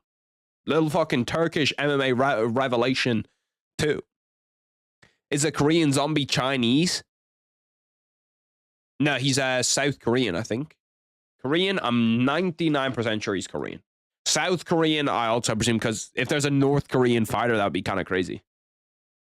Bro, I just realized you asked the question, is the Korean zombie Chinese? The Korean zombie is from Korea. I didn't even fucking think about that, bro. Why didn't I think about that when I read it? Where's the Korean zombie from? That's like saying, where's the Irish warrior from? Song is fighting Umar. I thought, no, that fuck got cancelled. That was meant to be UFC Tampa. Bro, UFC Tampa's now had 3 different main events, by the way. It had Umar Song Yadong, then it had Ian Gary against Joaquin Buckley, and now it has Colby against Joaquin Buckley. That was the joke. Okay, maybe I'm just fucking stupid. They wouldn't do a main event, but not having Weili Zhang is a bit of a miss. I think that women's fights can headline a. I think that women's title fights can headline fight nights. I don't think that's a terrible idea, because it's like, it's that or make them co-main on a pay-per-view, and I think that people don't really like to see them be co-main on a pay-per-view. Wang Kong got wanged. I don't even know what that means. Is that an actual expression? Wanged. I want to see Royval against Kai Sakura. Royval against Kai Sakura. I think it would be a banger, but it's not going to happen unless Kai Sakura wins. If Kai Sakura wins, I think that'll happen. If it doesn't, if Kai Sakura loses, I think it's probably going to be him against like Tatsu Taira. It actually kind of depends on what fashion he loses, because if he loses and he gets like dominated, who knows who he gets next? He might like he might get a guy that's just about top 10. But if he loses and it's close, he's probably going to get whoever's next in line, which could be, I don't know, probably Kai Kara France. It's probably going to be Kai Kara France if he loses, because Royval's going to get the next title shot, most likely. I'd be surprised if Royval doesn't get the next title shot. What's your most surprising performance of the year? I might either Merab against Sean or Kai Kara France against Urseg. My most surprising performance of the year, probably Max Holloway against Justin Gaethje. I'm trying to think of other big upsets that happened where I thought there's no way that guy wins that fight. Trying to think. There actually truly hasn't been that many. Yeah, I honestly can't think of that many other ones. Like Merab against Sean, I knew was going to be close. And then Kai Kef against Steve Ursig. I picked Kai Kara France. To beat Steve Ursig, so that one I definitely knew. By the way, what is up with this UFC 310 main card, bro? Why did they just like completely mismatchmake this 310 main card? You have Pantoja against Kai Sakura, which is obviously, yeah, championship fight, yeah, whatever. Then you have Shavkat against Ian Gary, which, yeah, co-main event, makes sense. Then you have Cyril Gan Volkov, that's right. And then we just fucking go to, like, I don't know what happened after that. Bryce Mitchell, Kron Gracie, why is that on the main card above Aljo and Movsar? Nate Landwehr against Doho Choi, why the fuck is that on the main card? Like, it doesn't make any sense. Let me show you guys the fights that could be on the main card instead of that shit. On the main would be UFC 310s, prelims. Dominic Reyes, Anthony Smith, which I wouldn't hate. Oh, I suppose, well, Vicente Luque, Nick Diaz was on. I didn't realize that fight got cancelled, actually. But, bro, like, why is this fight on the main card? Is there any actual good reason? Like, is there any significance to this fight or anything? And then Kron Gracie, why is Kron Gracie on the main card? Like, Kron Gracie is such a fucking pagan, too. It's crazy this Moser Aljo fight's not even featured prelim as well, bro. Like, that's not even the featured prelim. That is wild. Bro, this was meant to be on the main card at 309, and now it's on the early prelims at 310. That just shows you how shit that 309 main card was. This was on the main card at 309. Early prelims at 310. Chase Hooper's on the prelims. Michael Chiesa, bro. This card is stacked as fuck. Legit, every single one of these fights is interesting. Like, every single one is interesting. I think it's going to get moved up to the early prelims. I've got too many. Or it's going to get moved up to the prelims. Usually they don't have that many. Usually they have 3 early prelims, which I guess will be these 3.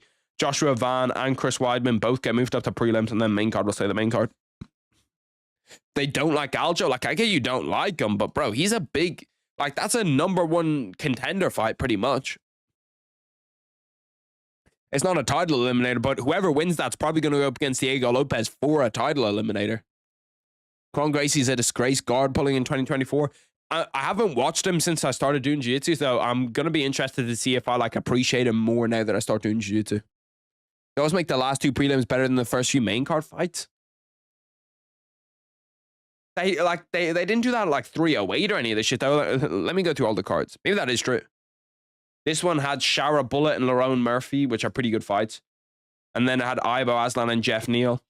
I think that one's pretty close. I'd probably rather the fights that were on the main card though. And then 307, it was Ketlin Vieira and Roman Delite. No way that these aren't better. Yeah, well, that was dog shit. But Joaquin Buckley against Wonderboy. Once again, it's probably closer. I probably would rather these fights too, because you have Kayla Harrison. Yeah, I'd probably rather the main card here.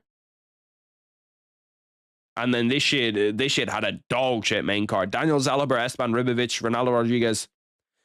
This is kind of hard to judge too, because I only had 10 fights. But yeah, no, I can kind of understand what you mean. Are you cheering for Shavkat or Ian Gary? I'm always going to cheer for the Irish guy. I have to cheer for the Irish guy. It's in, like, I would just feel wrong not doing it. I would feel dirty not doing it. Real talk, match if the main event was Shavkat versus Gary for the 175 belt and Bilal's debut was moved to 165. Bro, Dana White can do, or whoever takes over the UFC, because it's going to be a difficult job, yeah, to take over the UFC and to like kind of follow on from Dana White's legacy. But whoever does it has some slam dunk shit that they can put into the UFC. 165, 175. Slam dunk. Everybody's going to love it. Everybody's going to enjoy it. Everybody's going to enjoy it. Fixing the gloves. Slam dunk. Everybody's going to love it. Everybody's going to enjoy it. Like, it's so obvious and easy, some of the shit. Muslim Salikov against Song Yadong. I hope that Song Yadong doesn't get like smoked in this fight. I think he probably will lose the fight, but I hope he doesn't get like beat up or anything just because I don't like to see that shit. Avalev's resume is goated, undefeated, beat Diego Lopez and Arnold Allen, and he might beat Aljamain Sterling. And then that Eli Topuria matchup is a bad matchup for him, but I think that would be interesting too. We need a 235. Yeah, a 235, a 225. I wouldn't mind that shit either. I'd probably go 225 over 235. But the division would actually that's a good point too. I didn't even think about it. The 235 would leave two deader divisions.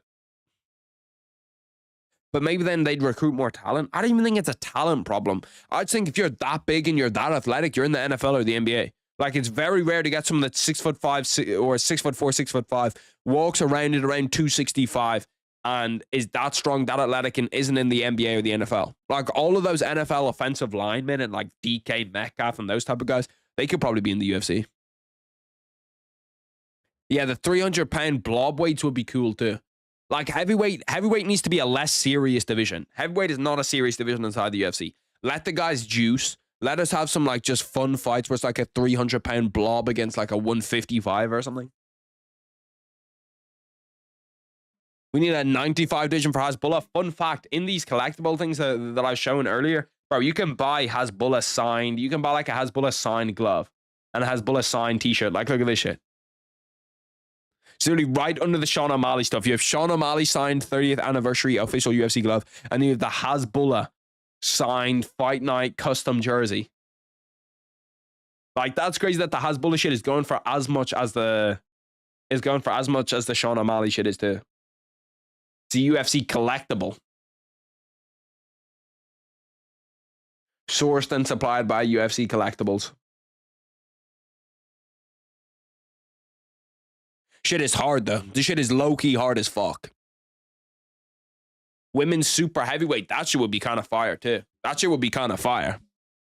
I don't get people who love O'Malley. I like Sean O'Malley a lot. He'd probably be one of the person. I'm not sure if he'd make the cut of people that I'd like get signed gloves for, but I like Sean O'Malley a lot. I watch his podcast pretty often too. I think his podcast, I like Tim Welsh more.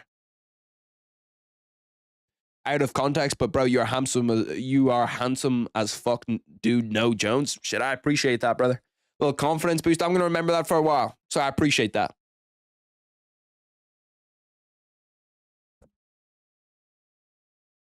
And 115 pounds victim weight. Well, shit, there already is a 115 pounds, bro. Make it 105. Well, I'm actually pretty sure they were thinking about making a 105, and then they didn't, bro. And then they didn't because they said that there wasn't enough talent or something, which makes sense. Shit, bro. We don't need another dead division. O'Malley has no personality. I liked him though. I think O'Malley has a decent person. He's not great on the mic, but I think he's a lot better like on podcasts and shit. Like when you watch him on his own podcast, he's actually pretty funny. Like he's pretty funny, the shit he comes out with. Like off the top of his head is good, but I think he just tries too hard at press conferences. I think he's trying to be funny too hard at press conferences and then it just doesn't work. Bro, how many active Chinese fighters is there in the UFC? It seems like there'd be way more. It seems like there's only like 10. We need a trans woman versus a real woman even. Shit. I'm not sure if that's getting sanctioned, bro. Gabby Garcia would be the women's heavyweight champ. She probably low-key could be, bro. Like if they brought in a super heavyweight women's division, she could definitely be a champ in it.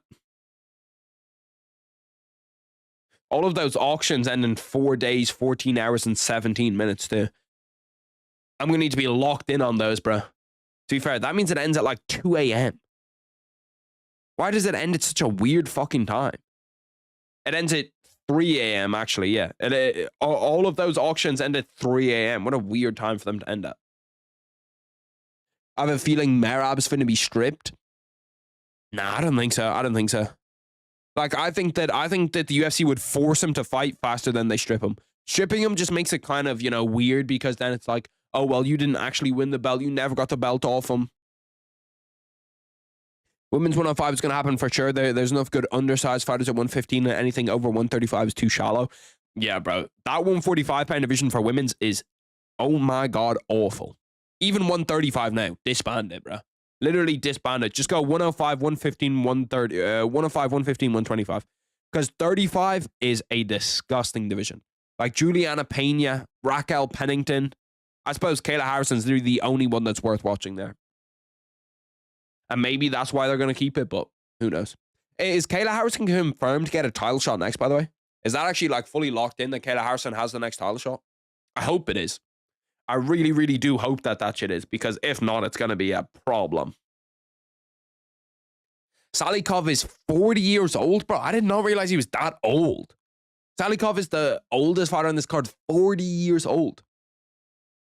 How do you only have 25 professional MMA fights at 40 years old and you didn't do another sport? Like, he wasn't like a world-class wrestler or kickboxer or anything like that. He wasn't in the Olympics, was he? But yeah, I'm going to need to get some memorabilia shit. If you guys have any suggestions for fighters, or if you ever see any cool memorabilia, any signed stuff, any like signed gloves or anything online, bro, send the shit to me. Because I'm trying to buy some dope shit, bro. I'm really trying to buy some cool shit. Get it like framed and hanging up behind me. Also, I might fucking hit up some UFC fighters and be like, yo, can you send me some gloves, bro? Some Irish ones or something. Just get some, UFC 310 is going to end at 7 a.m. Why is it later than usual? Don't tell me it's a 4 a.m. main card. Is it a 4 a.m. main card for 310? They don't have the timing out for it yet. That's not a good sign. That's not a good sign, not seeing the timing out for it yet. Just do 8 women tournament at a catch weight and cut the rest of the roster. Do you want Derek Lewis's cup? Shit, I'll take it. I'll take it. As long as it's not washed. If it's washed, it's useless to me. I don't just want a cup. I want Derek Lewis's ball sweat in it. That's what I want.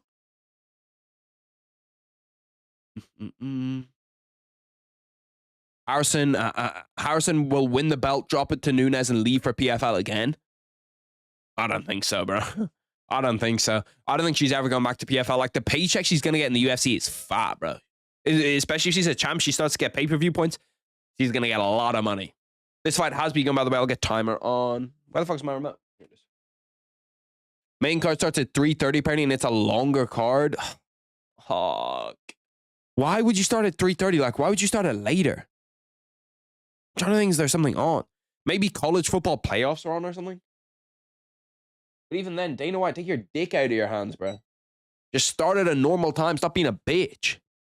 Go head-to-head with that shit. Show that you're the real big dog. Nice, I've just hit OK 4 times and it hasn't started it. You fucking little piece of shit. I have to do it again.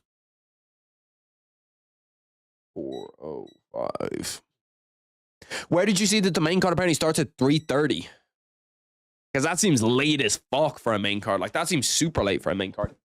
Scoot back a little bit here. Conor took the double champ, does whatever the fuck he wants way too seriously. Nah, that's crazy. That's crazy. When they said whatever, that was inside and outside the cage, bro. That wasn't just with fights. That was with everything. That was with your girl too. Yeah, Conor wants your girl. He's gonna take it by force. I'd like to see if Conor McGregor like gets that, appeals that decision or whatever, because I know it wasn't like a criminal court, and the like barrier to being guilty in a criminal court is a lot higher. It's like, I'm pretty sure only the majority of people have to find you guilty in those like civil courts, but in a criminal court, it's like it has to be unanimous or something. I forget. Still crazy how McGregor's got 0 title defenses. Yeah, it is kind of crazy. I was saying that to someone the other day, or like a week or two ago, and they were fucking mind blown when I said it to them. They were like, what do you mean he's got 0 title defenses? And I was like, well, he's just never defended. To be fair, I don't think that he's not good enough to defend. Like, the Conor that beat Eddie Alvarez would have cleaned out 55, bro. Would have cleaned out 55. I still think that if you get the Conor McGregor that fought Eddie Alvarez to go up against Khabib, that he beats him. I seriously think that Conor beats Khabib. I need to blow my nose, bro. I got a blocked nose. I'm still kind of... My illness has been here for like 7 days. But it's not like bad anymore. It's just kind of annoying. It's like blocked nose and shit.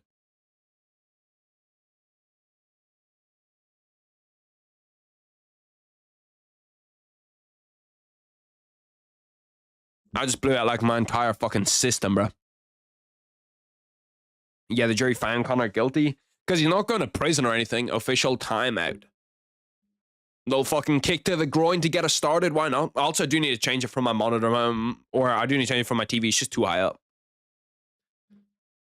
Jokes aside, very confusing. A lot of people in the MMA community and Ireland in general don't like Conor, so they want him to be guilty, but the reality is the facts of the case are incredibly damning. See, I've seen people say both things, bro. I've seen people say both things. That, like, the facts of the case are damning, and then when I see shit on Twitter, everyone's just like, Conor wasn't guilty. She's just looking for a payday. So I have no idea, bro. People are acting like he's convicted. He's not. He's just charged. Yeah, because I'm pretty sure they can't convict you in a civil court. Pretty sure they can only charge you. Like, how do they guarantee you pay that shit then? What the fuck is the point in a civil court? And I'm pretty sure there was another thing about why she went civil and not criminal that I was like, what the fuck? It was something weird about it. Oh, it was people saying that she just wanted money and that she didn't actually want him prosecuted, which I don't really understand. Like, if he actually did it, go criminal. Why would you not want to see the guy in prison and not get, like, 200K? For Keenan, and it makes total sense why the police exonerated Conor and did not press charges. This case really doesn't matter, and it's a civil case. The jury was almost all women in the... Yeah, I don't know. Like, Conor McGregor's lawyer kind of fucked up if the jury's pretty much all women. Like, all women, and that shit does not seem like a fair jury. And most people in Ireland just don't like Conor anyway. Like, there's a lot of people in Ireland that don't like Conor, even though he could have done it. I don't know. He might have done it. He might not have done it. I just... Why is my timer so far ahead? What the fuck? My timer's like 40 seconds ahead of where I am. Oh, damn. Big KO from Muslim Salikov. Spinning back fist KO. Holy shit. That was clean as fuck, bro. That was nice. That was really fucking nice. Holy shit. Out of nowhere, that KO came. That was a fucking big time KO. 40 years old, still getting it done inside the UFC. God damn. Shout out fucking Muslim Salikov. That's definitely a performance of the night. That's definitely a performance of the night. But I'm kind of sad to see Song Yadong lose like that again, bro. Like, can we get Song Yadong a winnable fight? That was clean, bro. That wasn't even a spinning... Damn, I thought it was spinning back fist. It was spinning back kick. Not a spinning back fist. Bro, how many bad knockouts have we seen fucking Song Yadong take now? It's just constant, bro. That was so clean, bro. That was legit perfectly to the chin. Bop. And he's just done. And he's done. Yeah, that's tough. It's a real tough way to go out, bro. I blinked and I didn't see it, bro. That's why they say it, bro. That's why they say don't blink. Don't blink. Crowd silence. Why with a crowd? Oh, yeah. Well, I suppose they're all going to be going for Song Yadong. This card's actually going pretty fast, too. I thought this card was going to be going a little bit slower. We've had a lot of fucking KOs on the last fights. It kind of makes sense why they had 6 fights on it now, because you see a lot of fights you think are going to be a KO. Like, there's a ton of fights where I look at it and I'm like, bro, there's no way this isn't a KO. What do I mean to do? Yeah, here we go. Or not fucking Song Yadong, bro. I'm tweaking. Not fucking Song Yadong, bro. Bro, I'm fucking tweaking. I always get fighters like that mixed up, bro. Like, it's something about fucking Asian fighters that I'll legit constantly just, like, mix people up in between them, bro. Song Kenan. I always mix up Song Kenan and Song Yadong, bro. You can't blame me, bro. They've got the same fucking name, pretty much. They've pretty much got the same name. Literally, constantly, I do that. What's the other one I mix up, bro? There's another one that I mix up 24/7. I forget who it is. But, bro, you can't blame me with those Chinese names, bro. Those Chinese names, there's too many of them that are too similar. I don't know why they all use the same shit, but it's like if every single European name had, like, a John in it. It's like if people were like, John Hughes, Hugh Johns. And it's like, bro, what the fuck, bro? Like, how do you expect me to keep track of all these Chinese names? And unless you're like a world champion, it's hard as fuck. Like, they all have some little bit of the same name. Song Yadong, Yan Zhaonan, Song Kenan. Like, it's all the same fucking shit, bro. The 40-year-old still got it. Yeah, it's going to be interesting to see what he does in the UFC next. Because 40 years old is just a lot for the UFC now, bro. Like, that's a lot for the UFC.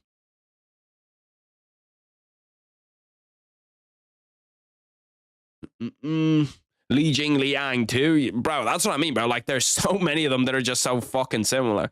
Where it's like, I'll constantly mix those guys up. I have a feeling that the Topuria KO compromised Holloway's chin. That's one of the things that I'm very interested in. That's why I'm very interested with him at 205 or with him at 55 to see, is his chin still a Max Holloway chin? Because if he still has a legit chin at 55, bro, there's a lot of people he could beat. He could beat Armin. I'd like to see him against Islam, even though I think the wrestling he's struggling. He'd need Islam's game plan to be back on into that. Be interesting to see him against Charles.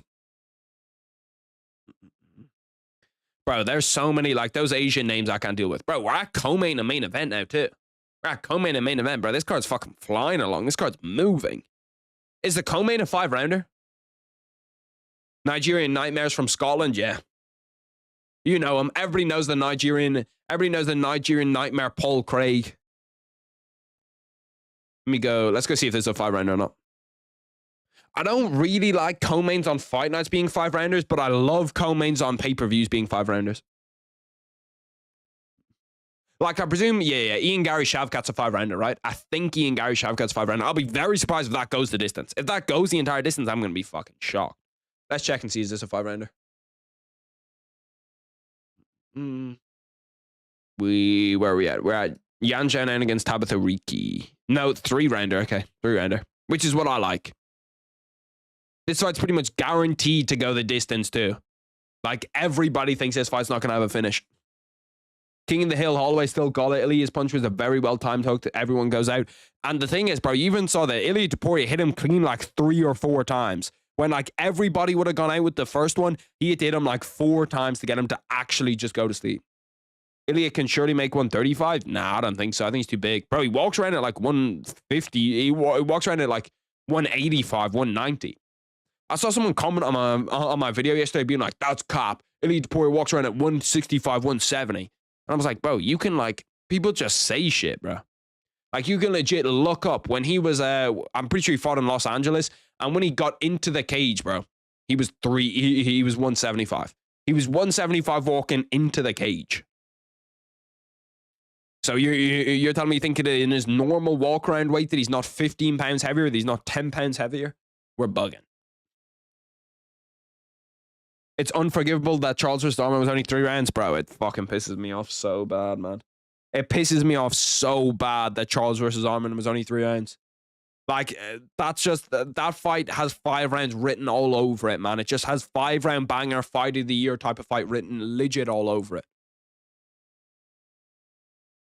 Just go on O'Malley's diet, bro. O'Malley shit must be crazy because he walks around at like 170. To be fair, like, that's pretty much what Ilia walks around at. You know what I mean? When he fought Herbert, he looked like a proper lightweight, and Herbert's a big lightweight too. Yeah, no, like, he would not look small, even matched up against Ilia, he obviously, or matched up against Islam, he obviously would look smaller than Islam, but I don't think he'd look super out of place against Islam. Like, he's that big. He's a big fucking guy, bro. Big fucking guy. Not small by any means. This co-main's actually pretty interesting too. You got Tabitha Riki, pride of she's like kind of half Irish, you know what I mean? Let me swap my shit really quick. Bro, I was at jiu-jitsu this weekend. The pipes burst.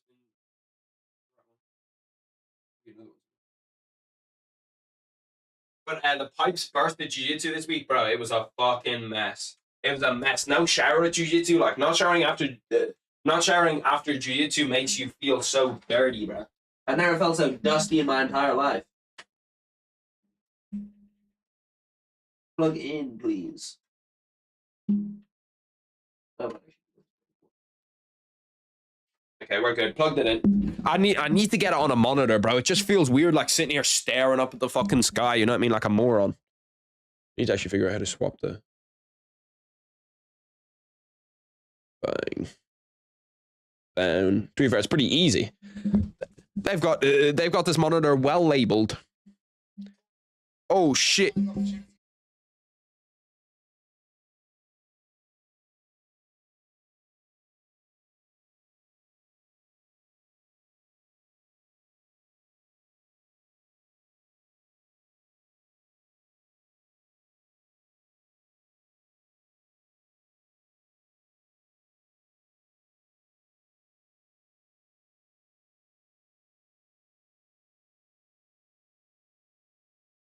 My bad. I had to turn that shit off, bro. I turned off half the fucking lights too. As soon as I turned it on, the UFC commentary started coming on, and the UFC would have fucking copyrighted shit at me. Give me 1 second. Fix a problem I didn't even fucking think I had, bro. Fuck me.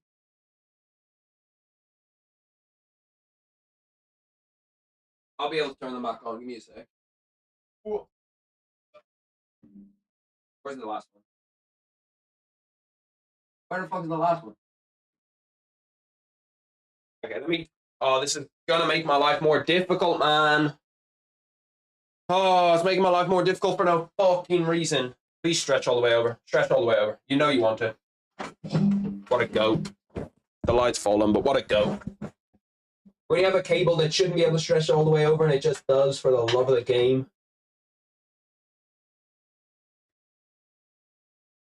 Shout out Virgin Media, putting out big boy HDMI cables. That's the shit that we love to see. Whack out a little big boy HDMI cable for me. Not HDMI 1, HDMI 2. Bro, I shit myself in the other side of the company. I forget that monitor has speakers on it, and then I tried to figure out, like, okay, well, the monitor has speakers, whatever. Let me try and... Why is this not working? Let me try and do the shit anyway and just, like, turn off the speakers on it. You literally cannot turn off the speakers on that monitor. I don't fucking know why. I was mind blown. Can it actually work? I'm surprised. Like, Dana White could legit copyright me off that, like, 3 seconds of audio to it. The brother does not play around with his copyright. We've all heard that Dana White speech about him talking about illegal streaming, and people are going to federal fucking prison. Did you hear me? Federal fucking prison. One of Dana White's best speeches ever. Bro, why will this not fucking come on? I'm just gonna have to swap it back to the monitor if it doesn't come on. Or to the TV, because this shit is pissing me off. Like, everything is correct. The things that need to be done are done right now. And yet still, you're fucking pissing me off. This is why I don't try to do shit on the fly. Lesson learned. Never do anything experimental. It won't work. I have to bring it all the way back around. Bro, I have so many fucking cables at this setup that it is a literal mess trying to move anything. Like, even trying to move something a meter is a mess. Because I have to go all the way back through fucking 10 cables. When I turn this shit back on, there better be no fucking audio, bro. There better be no audio when I turn this shit back on. I'm going to lose it. Sun's on a 5K lumen streak, brother. Don't even fucking fucking talk to me about it. 310 prelims are good, bro. The 310 prelims are low-key gross. Like, the 310 prelims are very good. Yeah, okay. We still have the mute sign up. That's a dub. Max was 4 inches taller and walks around at 180. Yeah, but like Max has got a completely different build. Bro, are we fucking serious, bro? No. Where's the mute button? I don't even know where my remote is. Why are we in fucking Chinese? Here we go. Okay, we're back. Bro, I literally, the mute button is there when I look at the screen. This shit comes on, mute button goes. Do you train in the gi? I do train in the gi from time to time. I don't train in the gi super often, but I train in the gi from time to time. Jan or Figgy? I'm going Petr Jan. I'm back. I have to do a freak off with, brother, what the fuck are you doing? I just realized whenever I'm watching a card with you, there's always a thick body fighting, and I start talking about the gooning, brother. Tabitha Riki's a baddie, yeah, but she's off limits. She's dating Callum Walsh or Ireland's pride, so she's off limits. She has to be off limits. If she breaks Callum Walsh's heart, though, she's gonna get a hater for life. She's gonna get a hater for life if she breaks Callum Walsh's heart, because that's the guy. I need that guy to be the future of Ireland. I need that guy to be the future of Irish boxing. We can't hear it, the commentary, yeah, but bro, it's not worth it. Not worth any risk with that shit. Why? Who do you guys think is going to win, Jan or Figgy? Did you see Aljamain Sterling weighing in at 170? Did you see Aljamain Sterling weighing in at 170 at Karate Combat? When the fuck was he at Karate Combat? Was he doing grappling at Karate Combat? Because I presume Dana White wouldn't let him actually fight there. That's like a competitor to Dana White. I just realized Figgy could potentially become a 2-division champion. Yeah. Figgy could be a double champion. Not simultaneous, but he could be. I think, honestly, if you're Figgy, your best chance ever to do it is right now. Your best chance ever to do it is that Merab fight, bro. Like, if he can get that Merab fight, I don't think he's too far away, bro. I don't think he's too far away. Prediction for Usman Nurmagomedov against Paul Hughes in January. I think Usman Nurmagomedov's going to win it. I think Usman is just, I think he's a different level. I'd love to see Paul Hughes win it, and I'd be rooting for Paul Hughes because I think, he's Irish, I'm Irish. Obviously, we're going to have that connection, so I'm always rooting for him. I hope he does fucking incredibly well. I hope he wins the fight. I hope he smokes him. But I think the Usman Nurmagomedov is just too good. I think he's too good. Yeah, because Merab wants to fight Figgy more than he wants to fight Umar. Yeah. And it makes sense. Shit, bro. He's going to lose his belt to Umar. As soon as he steps in the cage, Merab's already lost his belt. I appreciate that, Niffy, bro. I appreciate that, Brody. Not backing your Irishman. I'm backing him, bro. I'm rooting for him. But in my official prediction, I'm not predicting he's gonna win. In my official prediction, I'm not predicting he's gonna win, but I'm rooting for him, bro. I really, really hope he wins. Usman's the 4th best lightweight in the world, in my opinion. Who would you have above him? No, I think 4th's too high. I have Holloway above him. I have Sarukian above him. I have obviously Islam above him, and then I have Charles Oliveira above him. That's 4 already. I'm trying to think other people that I'd have above him in and around those rankings. I don't know, bro. It's hard to see these guys not in the UFC, bro. Like, because there is a lot of people, Poirier, Gaethje, are those guys above him? Probably. If they, what do the odds look like if he fights them right now? I don't know, but Ilya beats Bilal, by the way. First ever 3-division champion. Write it down. I don't know if he beats Bilal, bro. Bilal is so big, man. Bilal is just so big.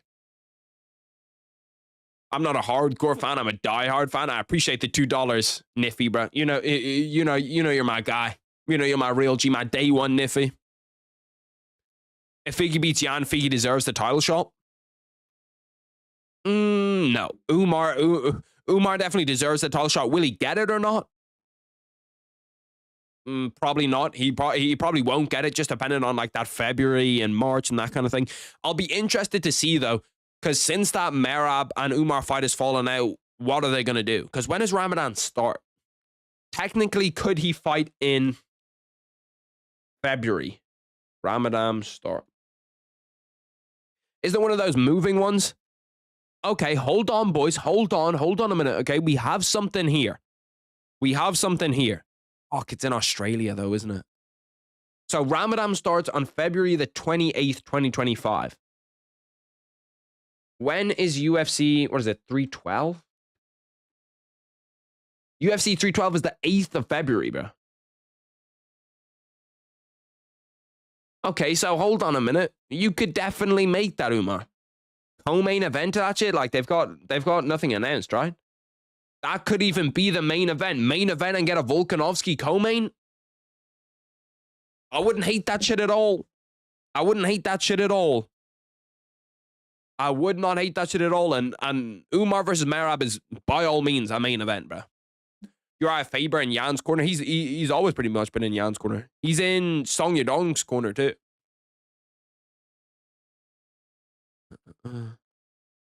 I still think Charles is the 2nd best 55er in the world. Islam, obviously, number one still, but Charles really could have gotten the Armin decision in a 5 round. I'm 100% sure he would have won that. I think so too. I'd love to see that rematch, and I think we could get it. I think regardless of what happens in that Armin Tsarukyan against Islam fight, which did that get confirmed, by the way, for 311? Is that actually a confirmed fight for 311? Let me see. Because I know that like it's been hinted at shit. Yeah, okay, so it is confirmed. At 311, bro, that's gonna be. I think that whoever wins that fight is, if Armin wins the fight, it's gonna be Armin Charles. If Islam wins the fight, he goes up to 170, and we're gonna have Armin Charles for the interim. Uriah Faber's in Yan Xiaonan's corner. Uriah, man, what the fuck is that about? Tabitha Riki's one of them ones. You think Gaethje's washed now? Once again, it's kind of like, bro, it's crazy how similar the circumstances around Gaethje and Max Holloway are. It depends how he took that KO. That's really all it depends on. How did he take that KO?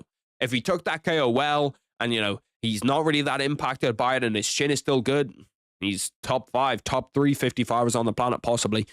If he didn't take that KO well, and now all of a sudden, you know, his chin doesn't look too good, now all of a sudden he's got problems with his chin, which he uses more than Max Holloway uses his chin, then he's going to be terrible. He's going to be done. Introductions for this co-main event, bro. It's crazy that Yan Xiaonan's only a -185 favorite when she's going up against the 10th ranked women's fighter. Like 10-2 is a big jump in males MMA. In male MMA, bro, it is a huge jump. Men's MMA to go from 10-2. That's like Sean O'Malley, Petr Yan. You rarely ever see that jump. In women's MMA, where the skill gap is so much larger between the top 5 and everybody else, it's a fucking way bigger jump. That KO took years off his life. Probably did, okay. Umar beat Corey, but Figgy beat Font, Cody Vera, and maybe Yan. Umar's beat Corey, he's beat Beksat Almakan. Like, he's got some good wins, bro. He's got some... And, like, just the performances in those fights, too. Like, that Corey fight was a masterclass. An actual masterclass. Fluffy's going to school Alan Imo. Shara also has no chance against MVP. Yeah. Like, they needed to give Shara Bullet somebody in the rankings, but that MVP fight, he's going to get barbecued. And then everybody knows how big of an Anthony Hernandez fan I am. I also like Brendan Allen a lot, but I just think, bro, Anthony Hernandez is legit the future 185. Yeah, but Beksat Almakan was ranked when Umar beat him. Beksat Almakan was ranked like 11th or 12th when he beat him. When we talk about height, we realize how important 4 inches is. Bro, that's not the only place where 4 inches matters. 4 inches is a lot in a lot of places, bro. Figgy would deserve it more if he wins. Yeah, honestly, I don't hate that. I don't hate that. I don't hate that saying that Figgy would deserve it more if he wins. Because I think that Petr Yan win is kind of equal to what a Corey Sandhagen win is. But I do still think Umar's by far the better fighter. Riki's moving like she's on the cocoa, not chocolate. She could be, bro. She could be. Who knows? I feel like that'd probably be a good thing going into a fight, too, to have that. Oh, damn. Nice little right hand by Tabitha Riki. 3 minutes 30 left in this round when I'll whack on timer. I'm in love with the cocoa. Was that song actually about coke? Because I never knew. I used to sing that song all the time when I was young. That was a little heater in like 2011. That shit was a heater, bro. I'm in love with the cocoa. Cocoa.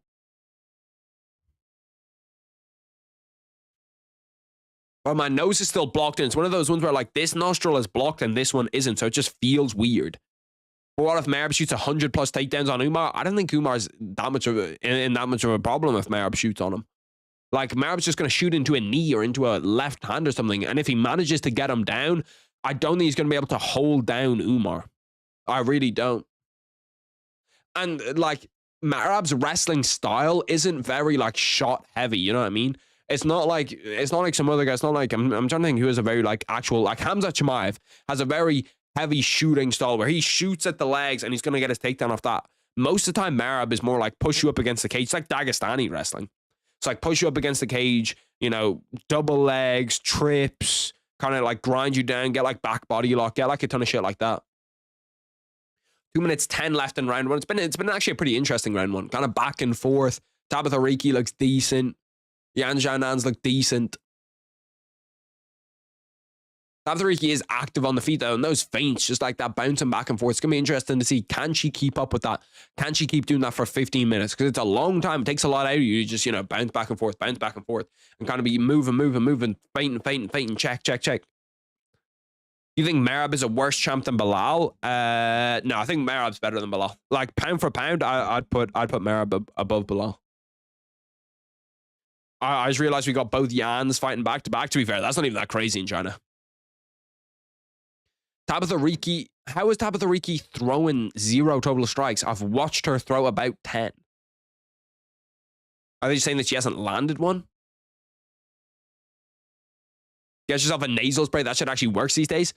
I haven't trusted a nasal spray in fucking ages, bro. I haven't even really used a nasal spray. The one time I did, I nearly fucking choked. What's good, plastic toaster? Belal ain't ducking. Belal is, to be fair, he's fighting Shavkat. He's just, I don't know why that fight's on the interim belt though. I think it should be. I think Pyotr's part Chinese. He kind of looks it a little bit, you know what I mean? He's got a little bit of a Chinese look to him. So does Carlos Ulberg. Maybe they just took all the like kind of Chinese guys and whacked them on this card. Because Carlos Ulberg low-key has that little Chinese to him. Nah, that's crazy. Diddy, you're moving crazy. 30 seconds left in round one. Brother, this has been the most active, non-active fight I've ever seen. Like Tabitha Ricci bouncing back and forth, throwing calf kicks, throwing out her jab, but nothing has landed. Like they're just kind of both like fainting. It's like, I do not understand it, bro. And they're both so far out of each other's range. The first time we've actually seen anyone get in range, and it's Tabitha Ricci. What is Yan Xiaonan doing, bro? That elbow was maybe 40 meters away, and she just goes, like, what? Then he said Gary vs. Shavkat isn't for him because they know when Belal is back. Shit, he better be ready to be back soon, bro. He better be ready to be back soon. Xiao's boxing sucks so ass. MVP is going to be way faster, and he's going to be able to strike freely because Xiao has no takedown threat. MVP is going to beat Xiao by brutal KO and be ranked in 2 divisions. I don't think it's going to be that easy for MVP. I think that MVP is going to be yeah, what the fuck did Ricci get cut by? What the fuck, she literally didn't get hit. But I think that MVP is going to have to be careful he doesn't get clipped by Shara Bullet. Warriors got in trouble for seeing it, and they posted a pic with everyone holding Cocoa Pops. The NBA didn't believe that Cocoa meant Cocoa Pops. Kind of makes sense. I don't believe that Cocoa means Cocoa Pops. I saw Figgy's face off with Pereira and realized how small Figgy's arms are. He got sticks. Yeah, no, Figgy's like a legit 25er. He's at 35 right now, but like in his prime, like he should be a 25er. It's actually kind of nasty place for a cut too. It's like right above the elbow. Bro, Yan Xiaonan just throws these little like phantom strikes. He's just constantly just kind of like. Let's get another round of fainting, bro. I cannot wait for this shit. 15-minute faint off. 4 minutes, 40 seconds. Ooh, 2 strikes landed in 20 seconds. That's a personal best. You're not going to win me over, Yan Xiaonan. No matter how much you jab to the body, you're not going to win me over. He probably still has the power advantage, though. Yeah, he probably does have it. Well, I don't know, because Pereira's got power, bro. Like, Pereira's got really, really good boxing, powerful. So, yeah, I don't know. I'd pick Pereira in all the striking battles. It's going to be interesting to see if Figgy comes out and wrestles. Oh, damn. Tabitha Ricci got caught. Yan Xiaonan's on the hunt. Nice takedown by Tabitha Ricci. Tries to get to the back. Holds her down. Has 1 hook in. Trying to get that second hook in. Oh, she's going to get shook over the top. Try to get to a back body lock? No. I can't believe Kick are still sponsoring the UFC. I thought that shit was dead, bro. I thought that shit was dead as fuck. There's a high chance Jon Jones versus Aspinall is happening in 2025 on the UK card. No, I don't think it definitely won't happen in the UK. Definitely won't happen in the UK. There's no way Jon Jones is fighting outside of the US. I'd be surprised if Jon Jones fights outside of Vegas, to be honest with you. 3 minutes 30 left inside round 2. Nearly halfway through this round 2. Once again, it's kind of similar to the first one. It's just kind of like bouncing back and forth, back and forth. Ooh. Nice right hand by Yan Xiaonan. Yan Xiaonan's landing that right hand. Points at the cage, too. Points at the middle of the cage, little Max Holloway style. Would you rather have Justin Poirier's boxing or Ilia Topuria's boxing? Do I have Ilia Topuria's power in that thing? If I have Ilia Topuria's power, give me Ilia Topuria. If I don't have Ilia Topuria's power, give me Justin Poirier.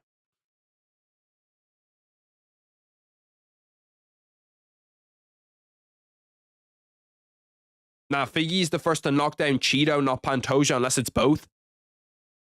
Figgy, did Figgy knock down... Did he knock down Cheeto? Was that ruled an official knockdown? I thought that was one of the ones where they get knocked down. They just get like straight back up and then they're good and they don't rule it usually. I don't think Jones wants to or should fight Tom if I'm looking at it from his perspective. Yeah, like if I'm Jon Jones, there's not a fucking hope in hell I'm fighting Tom Aspinall. Too good, legit nothing to lose. But then I roast Canelo out. See, I kind of roast Canelo for just wanting too much money there. You know what I mean? Like, I don't roast Canelo for not really wanting to take the fight. And I feel like boxing's got a different culture too. Boxing doesn't really, or the UFC doesn't really have the culture of like fighting the young guy and giving the young Mexican guy a name. Whereas boxing does. Like Canelo fought some really, really good like Mexican boxers that had a big name to get his name. He knocked down both. Yan looks so good. No chance Tabitha Ricci wins this. Yeah, she's probably going to need I don't know. It's been a pretty weird fight. Like that round 1 is going to be a weird one to score. Round 2, definitely Yan Xiaonan's winning. But it's going to be kind of a weird one to score. Bro, this was a weird fight to make in general. Like, I don't really know why they made this fight. Like, it just seems like it's like a fight that everybody kind of knows the outcome of. Like, I feel like going into this, I pretty much knew Yan Xiaonan was going to win this fight. Jones prices himself out of the fight. Nah, I'd say that Jon Jones, like, if Jon Jones gets 50 M's, bro, he's definitely gonna, he's gonna take that shit. 50 M's makes it worth it for Jon Jones. Bro, imagine they got Saudi money involved. Like, the Saudis could give him 75 M's. Saudis could deadass give him 75 M's and make it happen. Did I listen to Kendrick Lamar's new album? No, I did not. I saw some people tweeting about it, though. Is it good? Do people like it? Yan Xiaonan's doing a good job of blitzing too, bro. She's doing a good job of blitzing, you know, kind of fucking making her back up, making her back away. And then anytime Riki tries to get to the inside, she just gets clipped. I heard that he disses Drake and what's his name? Lil Wayne on it too. I saw Lil Wayne tweet being like, "Don't mistake my kindness for weakness" or something like that. Same shit Conor McGregor said. I'm in love with the I liked it. Kendrick is someone that I feel like it's hard to listen to Kendrick Lamar just recreationally, you know what I mean? I feel like he's one of those rappers you kind of have to be locked in on, which I don't like that much. Most of the time when I'm listening to music, like, I don't want to listen to some shit that I have to listen to every bar of. But if there is a time when I'm in the mood for that, I do like Kendrick. I like Dave too. He's kind of someone that's similar to that. If Jones keeps negotiating when and who can Aspinall fight, he's not going to fight anybody. He's not going to fight anybody that isn't He's not going to fight anybody that isn't Jon Jones. It just doesn't make sense. Now he has so much leverage too.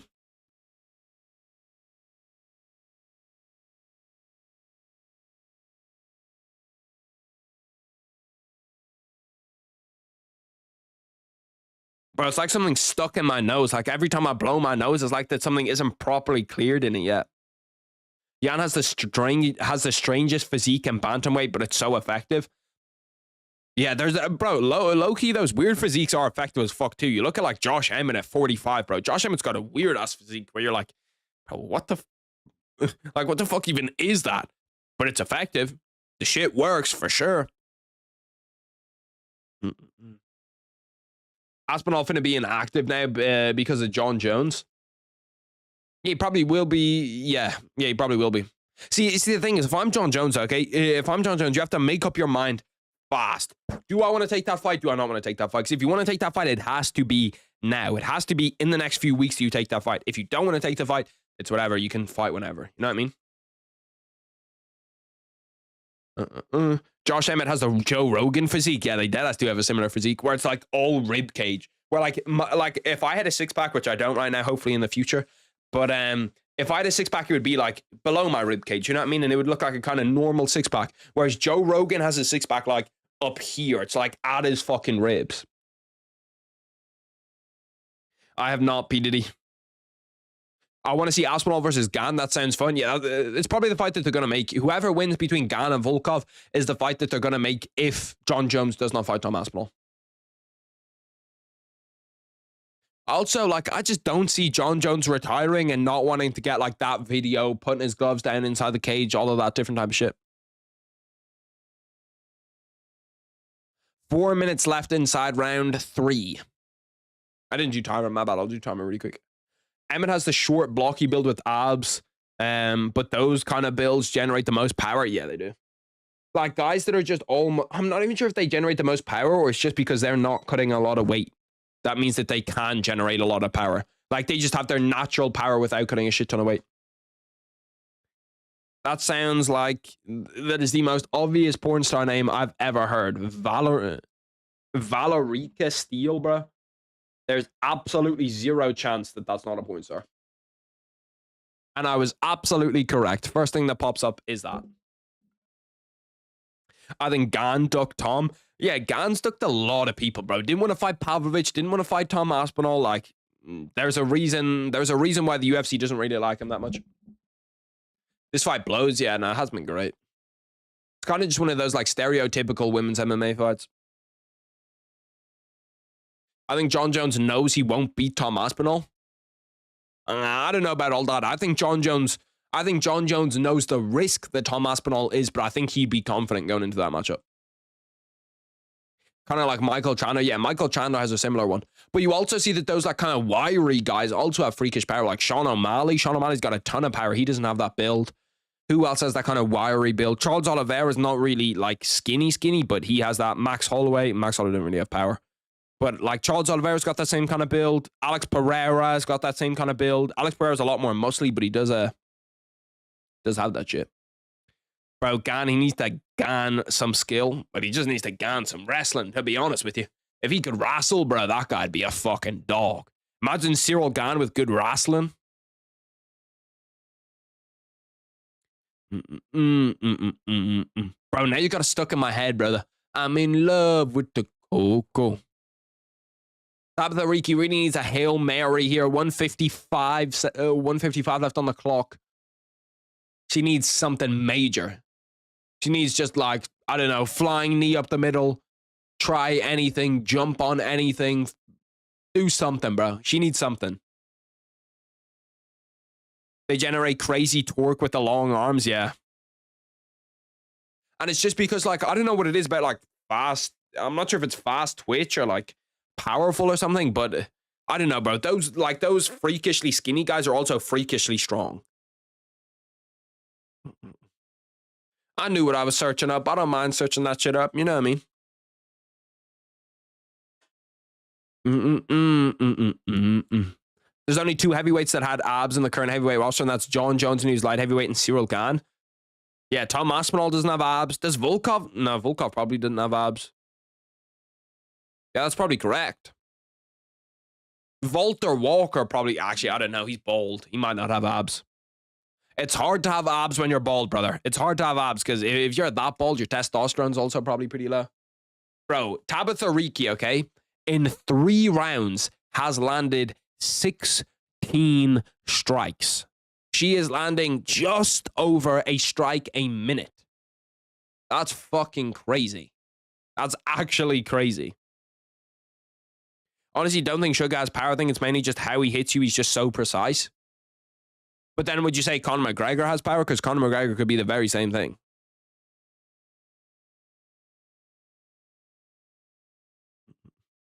So I'm boring someone play bullet chess? Well, shit, there's only 10 seconds left of this fight, so you don't got to worry, brother. A Yan Xiaonan masterclass. She gets a win in her home country. It kind of like, I don't know why this fight was kind of made, you know what I mean?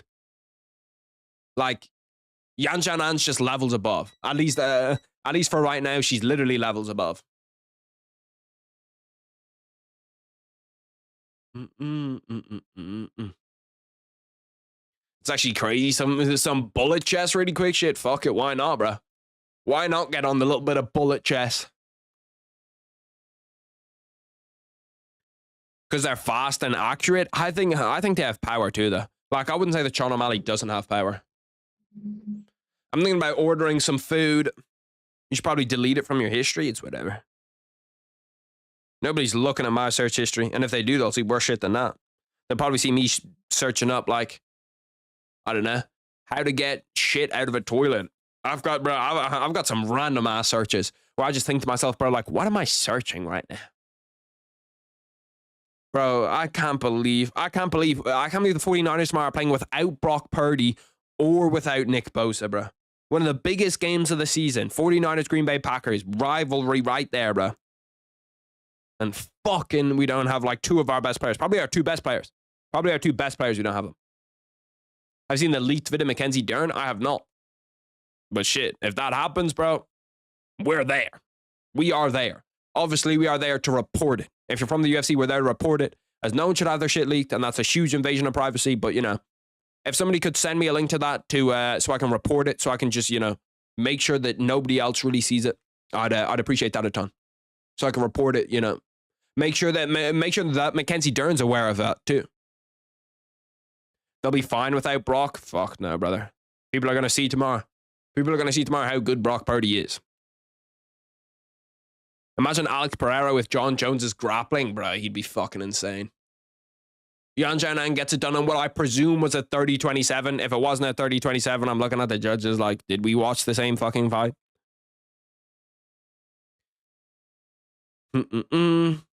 Their sounds be sad. Fight of the night bounce. Brother, you're going to have to retype that shit, bro. I don't even know what the fuck you just said. Their sounds be sad. Fight of the night bounce. The fighters have to forfeit their purse.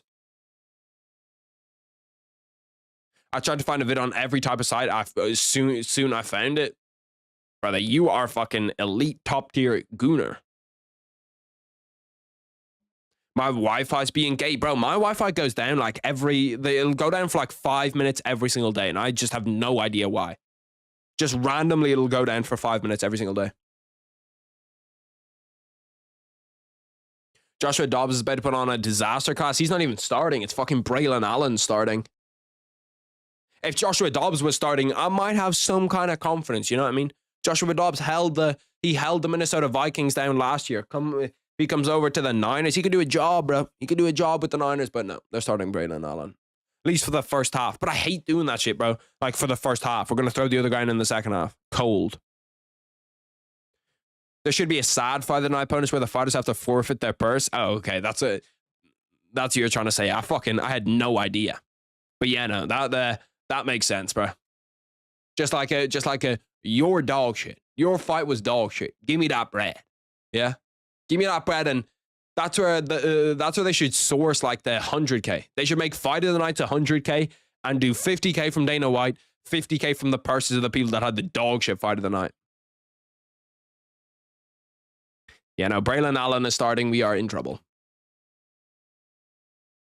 Zhang Weili's in the crowd, rocking one of the dustiest fits I've ever seen in my entire life. Good Christ, that fit is terrible. They want a rematch too, but Zhang Weili smoked her in the first fight. Like, the first fight wasn't even close. Damn, there's some bodies in that crowd, bro. Holy fuck, there's some bodies in that crowd. Imagine the loser of the main event. Bro, what the fuck are you even talking about, bro? No way, you just said Gooner. Elite tier Gooner. Bro, it still blows my mind that Arsenal's fans are called the Gooners. Yeah. They're just, such a big fan of them Gooners. Well, I suppose it's Gunners. Our girl got styled on. It's tough scenes, bro. Tough scenes. Back to the lab. Back to helping out Callum Walsh on his inevitable quest to become a UFC champion. Or not a UFC. Imagine Callum Walsh becomes a UFC champion on his way to become one of the first ever Irish world champions in boxing. Ireland's got a few prodigies though. Another guy popped up on my timeline that has beef with Darren Till, where I was like, what the fuck? That's so random.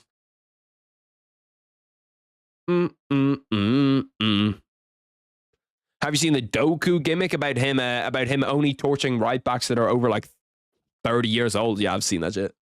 It's very funny. Bro, when they originally showed that little first bit of Deveison Figueiredo, I thought that was DJ, bro. That looked exactly like fucking DJ. Like, I swear to God, if Deveison Figueiredo was bald, bro, him and DJ look alike. If he was bald, I swear to God, he would look the exact same as DJ does. Why do most people talk about lesbians during women's fights? It's like, it's the same way most people talk about gays during Merab and Bilal. You know what I mean? It's just shit fights get you thinking. Like, is Merab gay? Is there a chance Merab's gay? Could I start that rumor? I wouldn't mind it. Wouldn't mind if we started that rumor here. Imagine Tom Aspinall with prime Jon Jones is wrestling, the physique and right hand of Ngannou, the left hook of Pereira, and the boxing of Ilya. So it's just not Tom Aspinall anymore. It's other guys. Imagine Tom Aspinall with none of Tom Aspinall's shit. If Figgy can't keep Yana on the ground, there's no chance. I'm actually interested to see what the odds are for a finish in this fight. What do you guys think that the odds are for a finish? I think it's probably... I think that they think that there's not going to be a finish in this fight. That they're pretty sure that there's not going to be a finish. Yeah, they think it's much more favored to go the distance than it isn't. Then you have Petr Yan's a big favorite, bro. Petr Yan's 1.3, Deveison Figueiredo is 3.4. That's what the odds are looking like. Petr Yan by decision, and then Petr Yan by KO. They're pretty sure that the fight goes to decision. You should to go the distance. Have you ever wondered what it was like to be railed? Fun fact, no. I haven't, actually. Merab is Georgian. It's not on his blood, PK. I don't know. Georgia's a kind of gay nation. You know what I mean? I'm sure that Georgia's got a lot of gays. You've already got Giga Chikadze. That's one. Merab's probably two. I don't think there's going to be a finish sub or TKO. I don't know. It's going to be a clean KO. Damn, you actually think that there's going to be a finish? I need to stop doing that because anytime I like drop my head here, it just seems like it doesn't like recognize me. Like the focus just loses for a second. I'm picking Yan, but these odds are crazy.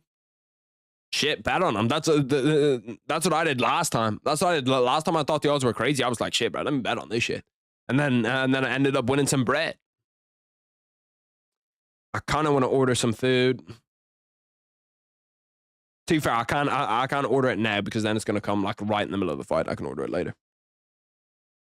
That might be one of the most sus comments ever put in my chat. And there's been a lot of weird shit put in my chat, but I can help you feel it. P. Diddy might actually top the charts. Might top the charts. And that's not easy. That's really, really not easy to do.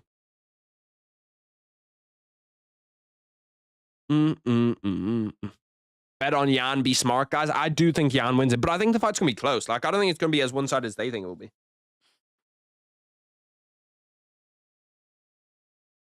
Bet on the fight, and if you win, you order food. That's actually good.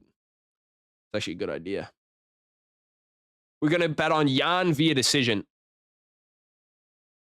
We're going to put 20 on it to just cover. 20. Need to make sure I didn't just leak my card details when I put that on. That could have been bad. Someone could have bought a whole fucking bonbon. My favorite move is to use the groin kick. The kid ender is what I call it. The generation ender. The generation decapitator. The degeneration of future generations. Yan round 4 TKO. I hope Figgy wins, but I feel Yan gets it done. I think Yan's going to get it done, bro. I think Yan's going to get it done. Damn, he's one of 7 current Brazilian champions. Or like former champions or current Brazilian champions on the roster. Did you know Jon Jones walked out to a Diddy song back in UFC 197? I did not know that. The fuck? I got Figgy. Yeah, last minute predictions, boys. Last minute predictions. Figgy or Yan? I'm going Yan via decision. I also wouldn't hate if you're asking me to pick a round for Yan to finish him. I'm going round 3. Imagine me with Aspinall's size and Gannis power, DJ Sin, Jon Jones wrestling, Merab's cardio, and Cheeto's chin. Shit, well, imagine me with Aspinall's size, Ngannou's power, DJ skill, Jon Jones' wrestling, Merab's cardio, and Max Holloway's chin. This card has had some weird upsets today. Yeah, bro, that minus 1050 favorite Wang Kong losing, bro, that was fucking wild. That was actually wild. Makes enough sense. I could see Jones at the Diddy party. They definitely met before. I don't know if they're actually at, like, I don't know if they've been at the same parties or shit, but they definitely met. Like, I'm 100% confident that they've met. I got Jan with the pounding. We've got to chill. Imagine if he gets the fastest TKO ever. Wouldn't be that unlikely. Would not be that unlikely. He must get the title again. I know he won't. If Jan wins, that's okay. If Figgy wins, I'm shouting the N-word. No, that's crazy.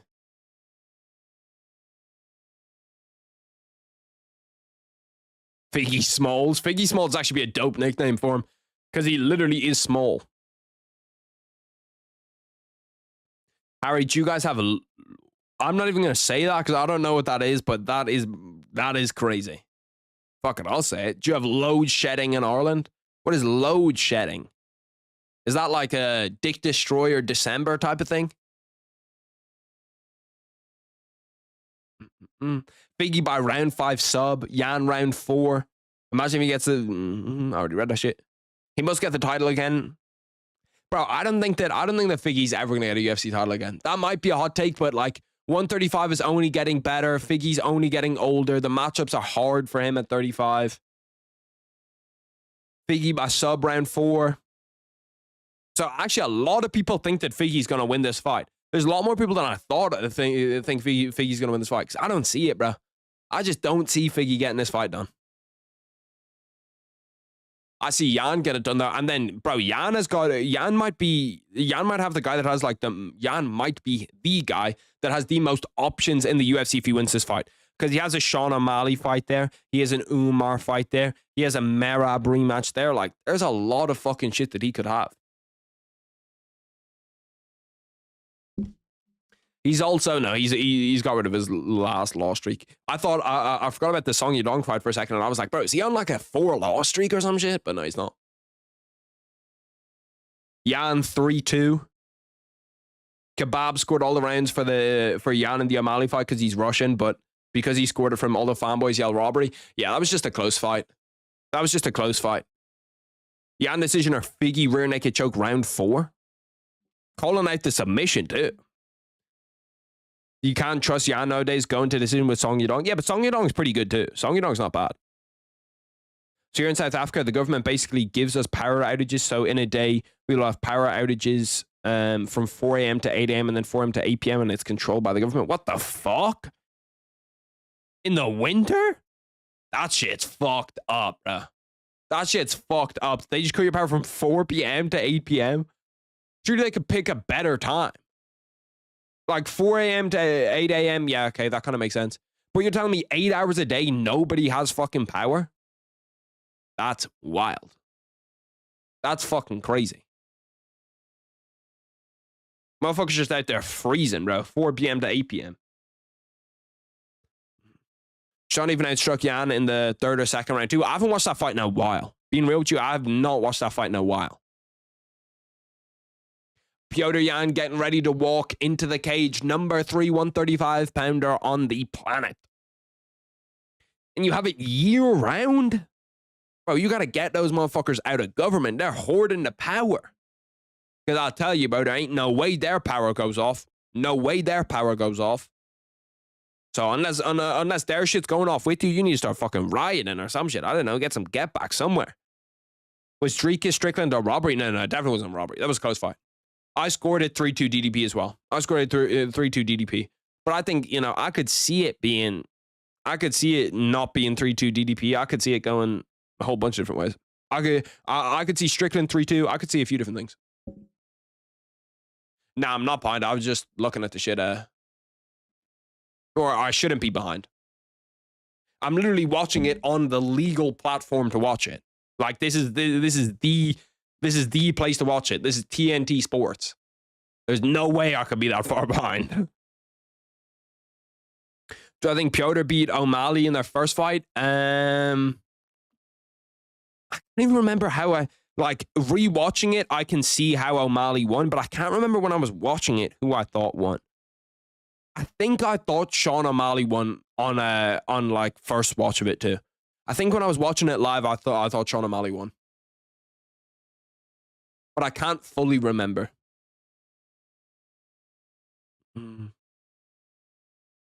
Jan's only case to winning against Sugar was timely takedowns. He didn't do much with them.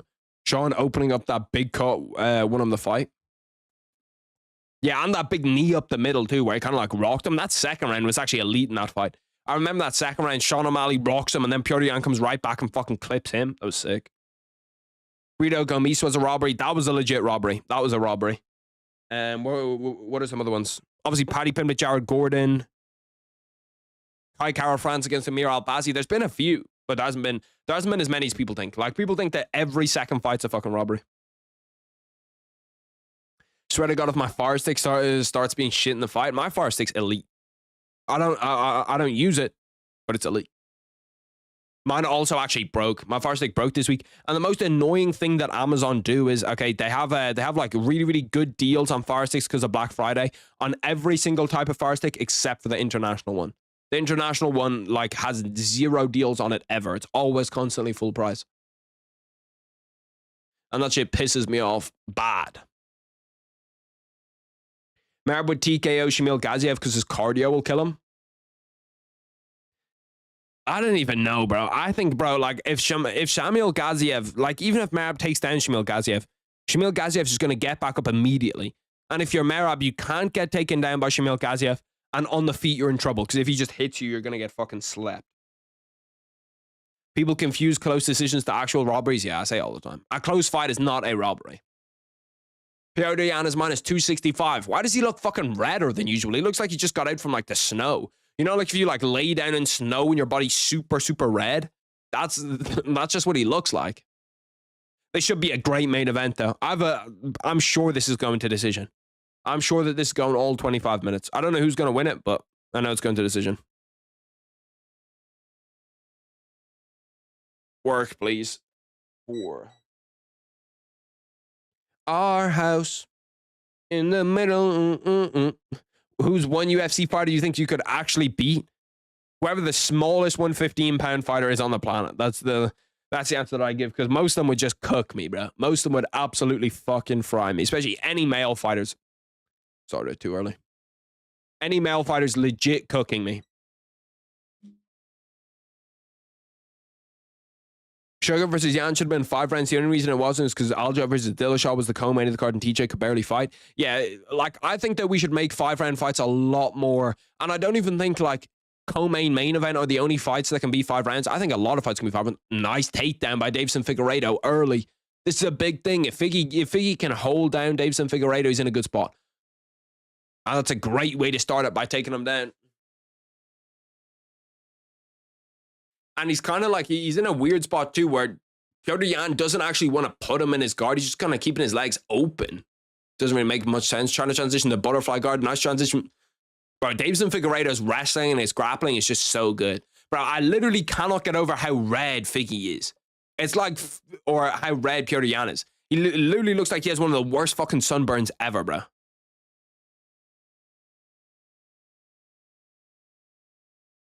Deveison Figueiredo doing a good job of keeping him down here. Petr Yan should be able to scramble away though. Ooh, never mind. Maybe a back take for Deveison Figueiredo.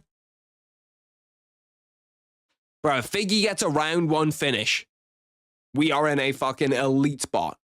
He'll probably get a tall shot with a round 1 finish. No bullshit. Deveison Figueiredo has him in like some weird fucking crucifix. One hook in, he has his back. One hook in. He needs to get the actual hook that he needs is that bottom hook. If he doesn't get that bottom hook in, he's not going to be secure. What Petr Yan needs to do is try like slip out. He needs to try push away from him and like slip out under that bottom leg, and then he can probably just force him to come up to mount. See, now he's got the bottom hook in as well. See, this is a little bit troublesome for Petr Yan. It's a little bit troublesome for Petr Yan. He's not in a great spot here. Deveison Figueiredo with the body lock. Jan's in trouble. Jan's in trouble pretty much immediately. Looking at a rear naked choke from here. Jan doing a good job of trying to attack those legs, trying to get away from those legs. Yeah, manages to get up. Manages to flip the position too. Ends up in Deveison Figueiredo's guard. Kiss, marry, kill. Me, Jon Jones, Conor McGregor. I'd marry you. I'd kill Conor McGregor, and I'd kiss Jon Jones. Actually, no, I'd kiss Conor McGregor, then sue him and get bread for it for saying it wasn't consensual. That might be too early. That might be too early. 2 minutes, 10 seconds left inside round 1. This has been a lot more wrestling heavy than I thought it was. For some reason, I thought these guys are going to stand and bang on a feet a little bit and just see who's a better striker. But no, Deveison Figueiredo shoots early, takes his back, and now Petr Jan's pretty much stuck in Figgy's guard. But he's not stuck anymore. He doesn't even have his legs linked. He could stand up if he wanted to. It's going to be interesting to see how Petr Yan tries to pass Deveison Figueiredo's guard. Because Figgy's a good wrestler, good jiu-jitsu.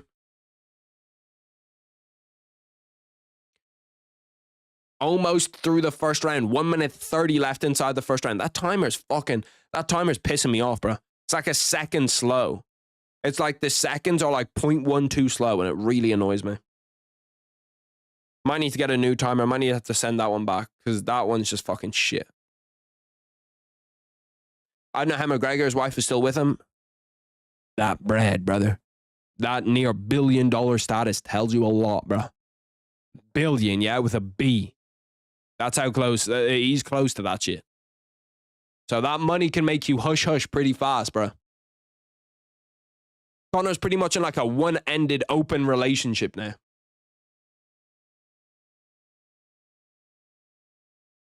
They say, don't mean you're out. I always say with fighters are either like the nicest people on the planet, and they use fighting to like kind of, all of their anger gets taken out by when they get inside the cage or when they get inside the ring, or they just turn out to be terrible people that, you know, fight because they love to fight.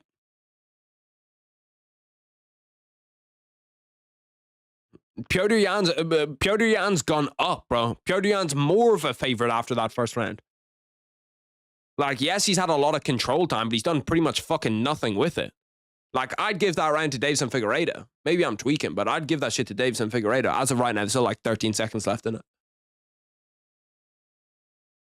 You don't want to be up against the cage if you're Figgy. That's one place where you don't want to be, is up against the cage. Throw a little flying knee or something. You might as well throw something 1 second left in the round. First round is over. How are you boys scoring that? How are we scoring that round? I'm probably saying 1-0. I don't know, man. I don't know. I'm 50-50 now, actually. I don't know if I'm going 1-0 Jan or 1-0 Figgy. I'm going to say 1-0 Figgy because he managed to pass the guard. I'm going to say Figgy takes the first because he managed to pass the guard. And he did have his back. He just lost it. Jan, 10-9 Figgy, Jan. Damn, so we're pretty split. Most of the time we're pretty all in agreement in the chat. Odd round. Yeah, it was kind of weird round. Like, that was a super wrestling heavy round. I had no idea that that shit was going to be that wrestling heavy. That was like stupid wrestling heavy. 10-9 Jan, 10-9 Figgy.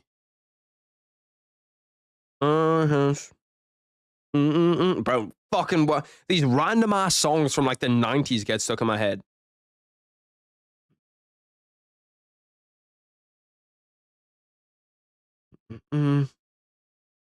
Round 2 has begun.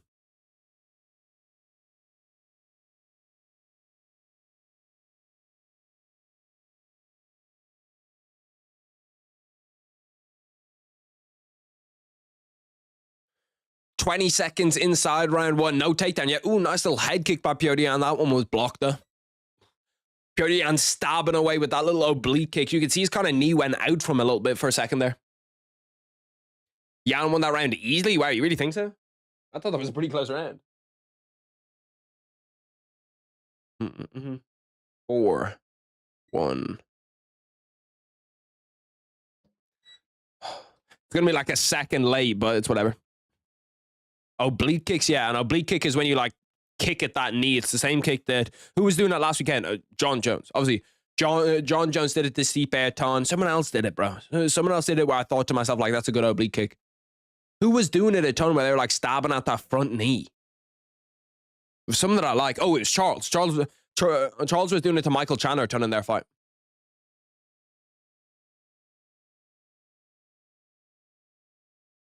Three minutes 40 left inside round 2. Nice body kick by Petr Yan. That one hurt him. Oh, goes for a knee. He caught the knee, tried to go for a takedown, but lost it pretty much instantly. Gave up on it. Roundtree actually doesn't do it that often. He's just got the fucking super memorable one where he busts the guy's knee in half. You don't get points for position. You get points for office. Figgy got position but did nothing. I presume you do get points for position. If you take someone's back, you should 1,000% get points. Damn, Deveison Figueiredo has 2 significant strikes. Petr Yan has 22. Nice little combination by Petr Yan. Question mark kick into a 1-2 with a head kick at the end of it too. Nice body kick by Figgy. See, if I'm Figgy, I don't really want to do this. I don't want to get into a striking encounter. I don't want to get into a striking battle with Petr Yan. It's just doesn't seem like it doesn't seem like the ideal game plan. Nice little body shot by Petr Yan. 2 minutes 35 left inside round 2. Petr Yan inching forward bit by bit by bit, closing the distance. Oh, nice little right hook by Petr Yan. Caught him with a calf kick and then into a spinning back kick by Deveison Figueiredo. Left hand by Deveison Figueiredo. Another spinning back kick. Bro, this has been a fun fucking striking fight. These guys are battling, bro. These guys are actually going to war. Straight up going to war. Cejudo would be a better fighter if he wasn't 2 feet tall and had a 4-inch reach. Jan's chin is crazy, bro. Both of their chins are crazy. Figgy also has a crazy chin. Like, he got it with a clean left hook off that break. Just didn't even wobble him at all. I wonder what the correlation in the UFC is between having a good chin and having a beard. Purely having a beard helps you a little bit. Oh, I thought for a second Figgy got injured or something. He like slipped over on his foot. He must have like stood on his toe or something. But I thought for a second it was going to be like a Tom Aspinall tear his ACL.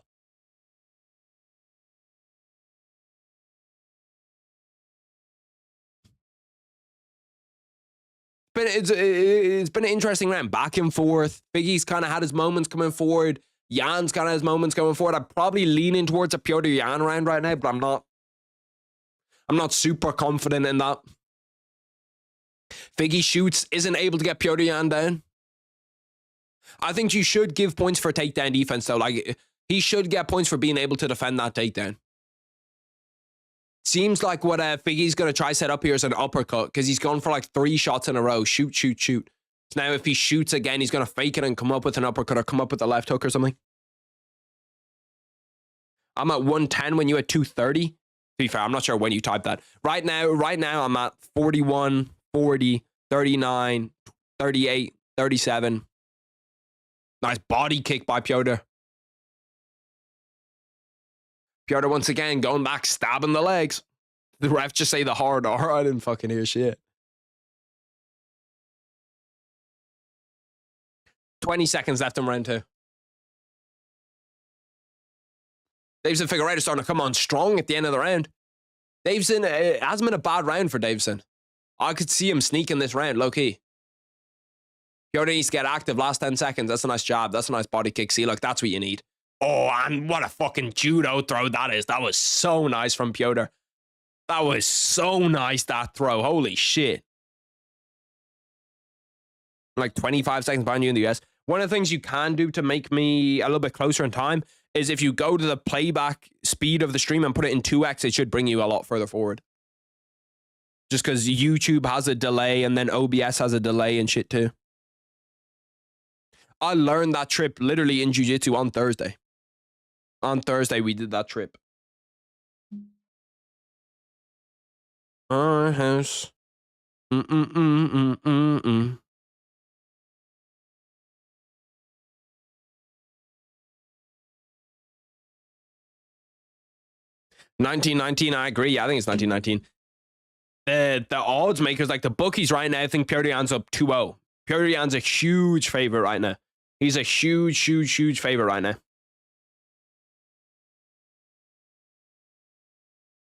How was the Salikov and Ulberg fight? Ulberg looked good. Salikov looked really good. Salikov had a really nice KO too. Like spinning back kick right to the forehead, just clean KO, round one knockout. And then Carlos Ulberg looks like a legit prospect at 205. Oh, Soto Gary trip? Maybe I didn't learn that then. I learned some other Japanese shit. Judo is kind of like, judo, I always roast people that do judo because I say it's the art of having other men come on your back, which it is. That's just like absolutely categorically true. But it is kind of fun to do as well, bro. It is kind of fun to do. Oh shit, I'll do timer. 4 minutes, 20, like 6 left in the round. Bang. Timer's on. It's crazy how like different the first 2 rounds were, because first round is super wrestling heavy, like Jan wrestling him, and then, you know, like Figgy wrestling him. They both have like 2 minutes, 2.5 minutes control time. Second round, all striking. Not 1 minute of that second round was spent on the ground. And now third round, it seems like we're kind of getting back to like a heavy striking thing. Gonna move back a little bit.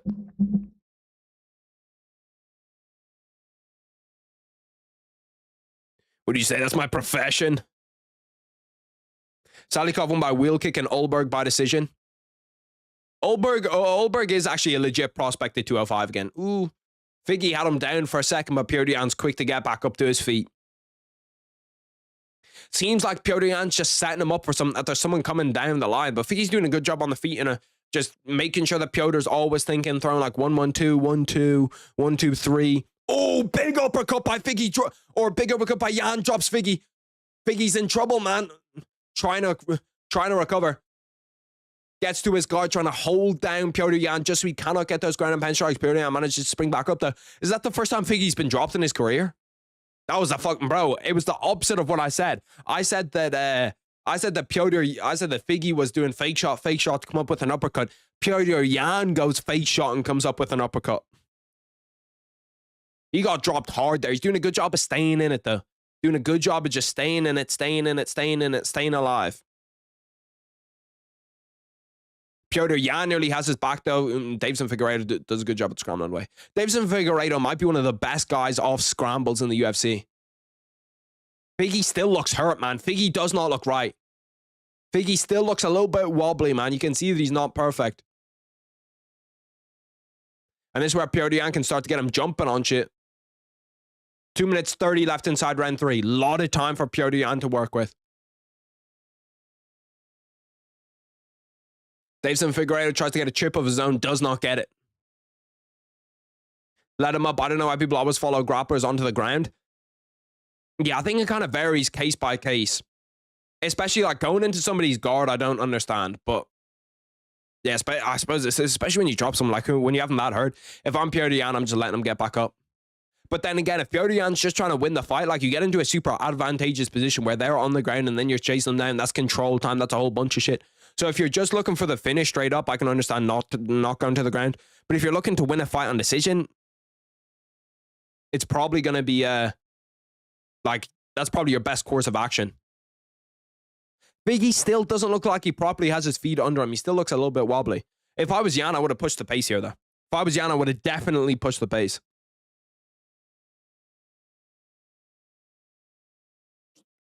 I'm not even sure if this gets ruled as a 10-8. I think this would probably still be a 10-9. Even with that knockdown, I think it's probably a 10-9. 1 minute 20 left inside round 3.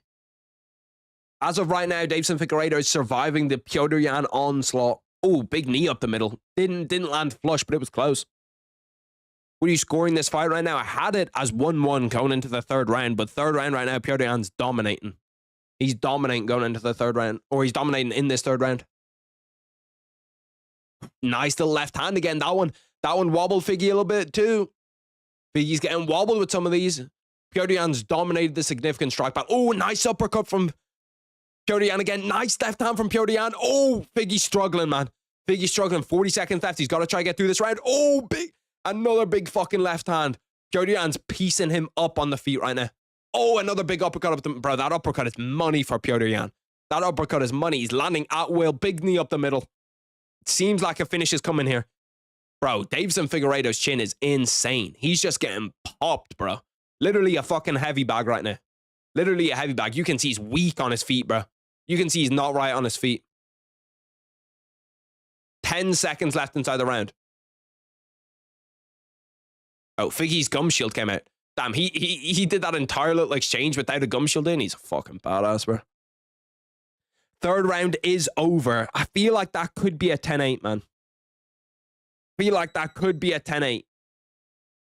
I don't know. I'm not 100%, but I feel like that shit could be a 10-8. The cash out from my Petr Yan fight's not even, it's not even giving me my stake back. We're at 1867. Brother, what are we doing? You better give me my bread back and some more. Yeah, I'm fighting with that Jones eye poke strategy. Loki is. It's going to be interesting to see how Figgy recovers. If I'm Figgy, I'm shooting early here. I'm shooting early at the start of the fourth, man, because he was getting pieced up on the feet. He looked like he could have been finished there. He looked like he could have got finished. Deveison Figueiredo's eyes are so red, bro. He's got such like red eyes. He looks like super bloodshot. Give him that end exchange. So I got dropped by the uppercut. Bro, it's the uppercuts through the middle that are hurting him. Those uppercuts through the middle are really hurting him, because then he's worrying about them and then he's getting hit with the left hand. Figgy got no answer up the middle. I think I'm probably scoring this right now 29-27. I think that round's probably a 10-8 just because he had him, like he knocked him down, and towards the end of that round, Figgy looked like he was done. And then first round goes to Figgy, second round goes to Petr Yan. Round 4 has begun. Nice little teep up the middle. I'd like to see Figgy with a few more teeps up the middle, a few more teeps, body kicks. Bro, I don't even know what the fuck just happened in that grappling exchange. Oh my god, bro. Bro, the grappling exchanges between Figgy and whoever he's fighting against are always fucking crazy. Like, even if I tried to talk through that, I wouldn't be able to talk through enough. I'd have to fucking talk like Eminem on Rap God, bro, to fucking get through all those grappling exchanges. How are people saying Figgy got round 1? He had one significant strike. He passed the guard, got to his back, took his back, nearly had a submission attempt. Similar control time, not similar control.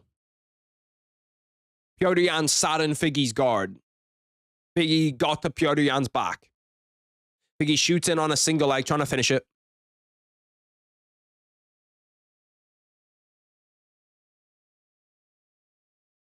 Got him up against the fence. Got him in that body lock. Needs to probably... It's going to be hard for him to finish a takedown from here, because Petr Yan can just either have his foot the way that he is on the outside, or if he just goes to that wide base, it's going to be very difficult to take him down. What I do if I'm Petr Yan, or what I do if I'm Figgy here, is you try trip that other foot. That other foot's going to be super heavy right now. You try like make him take some weight off it and then trip it. Let's have an Aljo Petr moment again. I don't think we're going to see it, because I don't ever see Aljo at a 135. Or you mean the fake knee? The faking the injury could happen. Shit. I'm surprised we've only really seen that like not that often in the UFC too. Like Anthony Smith could have done it against Jon Jones, didn't do it, and you don't see a lot of guys faking injuries. 3 minutes left in round 4. I suppose that is kind of a sure way. To like always have UFC fans just hate you for eternity. Figgy's managed to get his feet under him again after that round 3. Oh, his gum shield came out again, bro. Like his gum shield's out again. What the fuck are we doing? Figgy gets to a back body lock. Referee picks up the gum shield. Bro, why does that gum shield keep coming out? I've never seen somebody with their gum shield come out like twice in a fight. Usually they have ones like, even I had a gum shield when I was boxing that was like surgically attached to my fucking top teeth. Do you think you'll drop a postcard matchmaking video for this card? I'm going to do a talking points after this, and in that I'll probably do like a combination of them. Whereas like post-fight talking points and then going through who I think each person should fight next.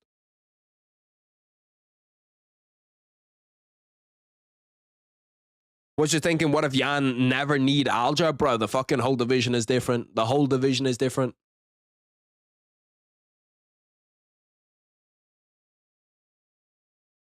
Petr Yan's cardio looks good too, bro. Those uppercuts up the middle. I love uppercuts because I think people in the UFC just do not throw them enough, and I think like an uppercut is a super underutilized punch, and Petr Yan is literally showing right now why. Deveison Figueiredo's complaining about him holding onto the glove off the brakes. You're never really going to get pulled for that in the UFC, though. His mouth is open this fight. That's why. I don't know why, bro. Like, it's very rare that I have my mouth open in a fight. Unless I'm, like, super tired.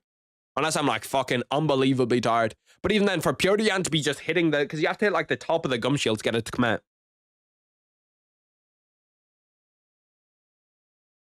Take money, fuck hoes.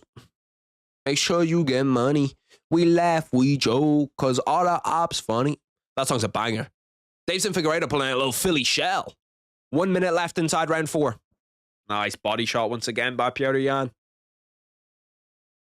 Or, sorry, by Deveison Figueiredo. Nice 1-2 by Petr Yan. Misses. And then Deveison Figueiredo manages to get him into the clinch. It's probably a Figgy round right now, honestly. This is probably a Figgy round. And going off how I'm scoring it right now, that would mean that Deveison Figueiredo, that this fight could be a draw. Ooh. Big knee up the middle from Petr Yan. Big uppercut up the middle and another. That uppercut up the middle must be something that they've seen and that they've worked in practice because he's thrown it so often. And like so many UFC fighters are so susceptible to that too. Oh, Petr Yan got dropped. I looked down for half a second and Petr Yan was on the floor. Oh, big body shot from fucking Deveison Figueiredo. Petr Yan, get in there, but these guys are fucking scrapping.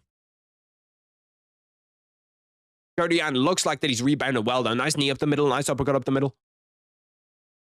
Round 4 over. Damn, bro. Petr Yan got dropped there too. Holy fuck. I started watching round 3. Who do you all have winning rounds 1 and 2? Round 1 for me was a Figgy round. Round 2 was a Petr Yan round. And round 2 was Petr Yan 10-8. No, round 2 was Petr Yan 10-9. Round 3 was 10-8. I don't think that round's a 10-8 just because Petr Yan got back up right away and he was he was still doing well in that. But there's a real chance that Figgy right now could get a draw out of this fight, could salvage a draw. A draw doesn't really do shit for the division, too.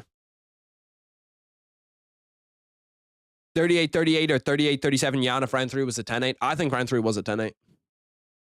Yeah, you also have to think, like, there could be a real chance that Petr Yan, if Petr Yan lost round 1, won round 2, and then round 3 wasn't a 10-8, this is all to play for in round 5. Could be 2-2 right now if you don't have any 10-8s. Or you could have both of those being 10-8s. Bro, there's so many. Bro, we're going to get some fucking dodgy scorecards at the end of this shit. I can guarantee you we are going to get some dodgy fucking scorecards. Why was round 3 a 10-8? Knocked him down knocked him down early in the round, nearly had him finished at the very end of the round. Like, if there's another minute on that, Petr Yan gets finished. Or, sorry, Deveison Figueiredo gets finished. Round 5 has begun.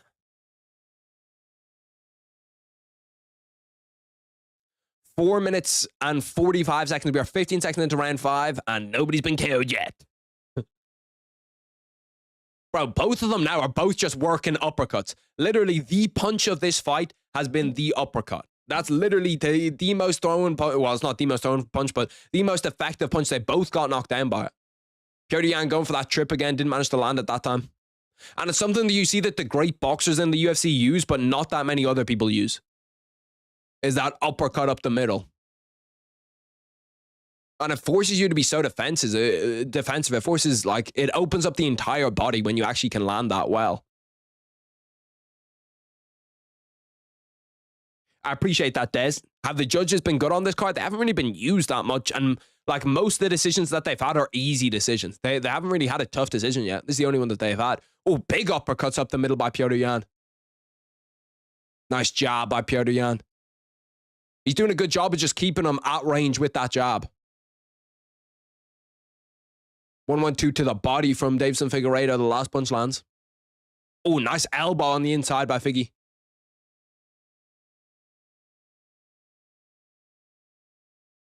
They kind of, this fight's been kind of weird because they both just kind of have their points of activity where, like, Deveison Figueiredo will take his 30 seconds and then Petr Yan will take his 30 seconds. And it's just kind of who can do more when they're the more active one. Who can do more when it's their slot to go. Check hooks and uppercuts have been boxers in the UFC favorite weapon for a while now. Significant head strikes. Petr Yan has 65. Deveison Figueiredo has 21. There was an actual shot from Petr Yan there. Obviously, the knockdown was from a fake shot into an uppercut. This is really just going to be activity. It's going to be who wins this round 5. It's going to be based on activity, activity, activity. Who's throwing more? Who's doing more? Right now, I'm not going to lie to you. My bet's looking good. My 20 euro to return 42 on Petr Yan by decision is looking good. Bro, I'm not even joking. The freest money on the planet, yeah, is fight night main events going to a decision. Literally the freest money on the planet. Nice little right hook to the body by Deveison Figueiredo. That one hurt him.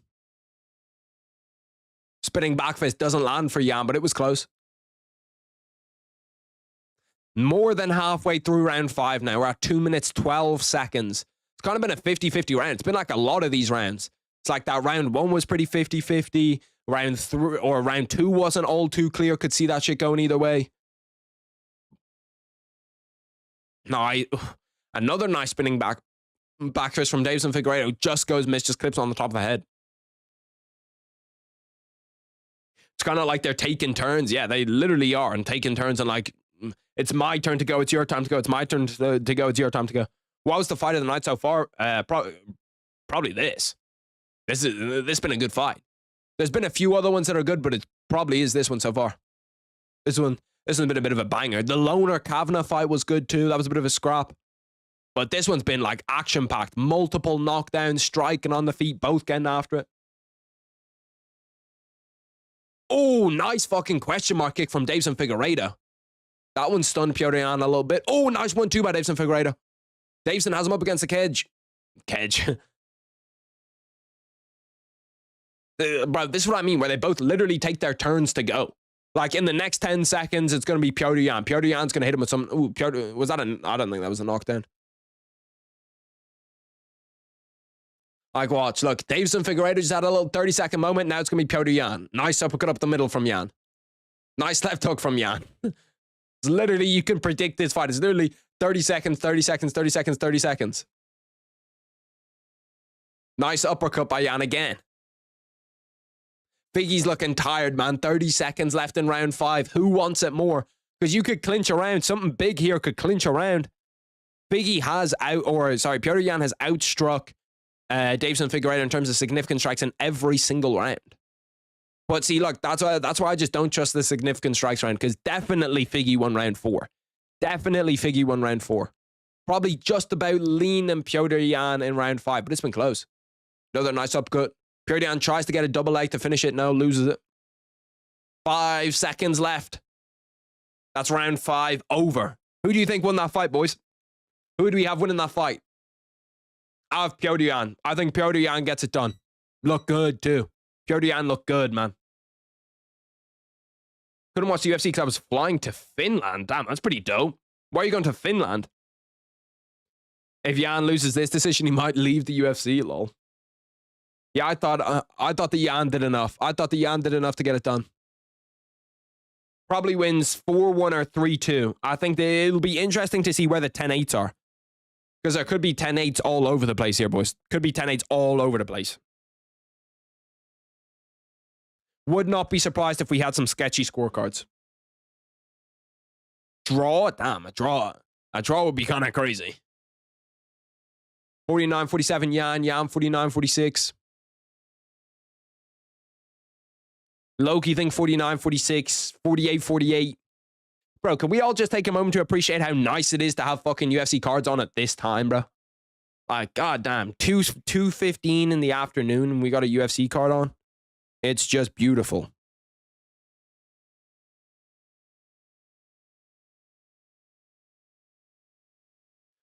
Potentially 50-45. Nah, I don't think it's 50-45. I think that Deveison Figueiredo definitely has that round 4. Definitely has that round 4.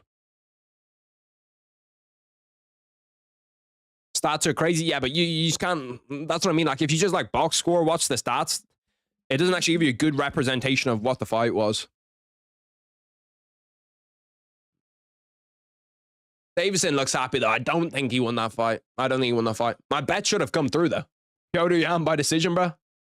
Petr Yan by decision might have come through. I'm gonna do the biggest talking points for this, and then I'm gonna do another video later because I didn't do a video yesterday. Most of the guys that I thought were gonna win the fights won the fights too, which is nice. Because a lot of the time I get these motherfuckers wrong. Petr trying to get his son in the cage. His son is... Let the motherfucker get his son in the cage. I suppose it's probably not allowed until they do the decision. Once the decision's done, they can all hop in that bitch. Let's see. Let's see what the scorecards look like on this shit. I can't hear it, but fuck it. Wait, maybe if I turn it up to like 5, you guys won't be able to. Oh, shit. Yeah. Let me fuck. Petr gets it done via UD. Were they all 50-45s? Every round being a 50-45, bro. I don't understand that, man. I don't understand that. I do not understand a unanimous 50-45. I thought for sure. Like, Petr got knocked down in the 4th, bro. Petr legit got knocked down in the 4th. I don't really get that shit, man. I do not really get that shit. I'll be real with you.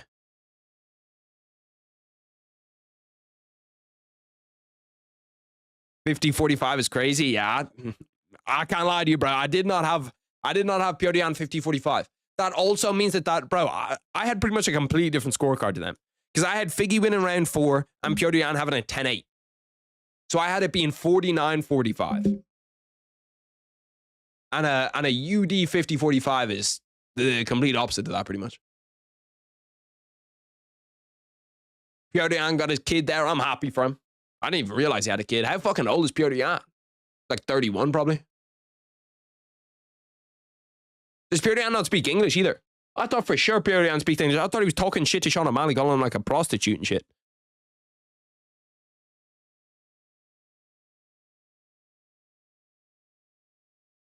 Yeah, he was dominating round 4 until the end.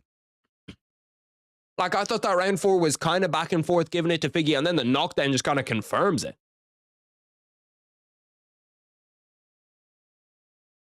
Why is the Chinese guy translating for Petr?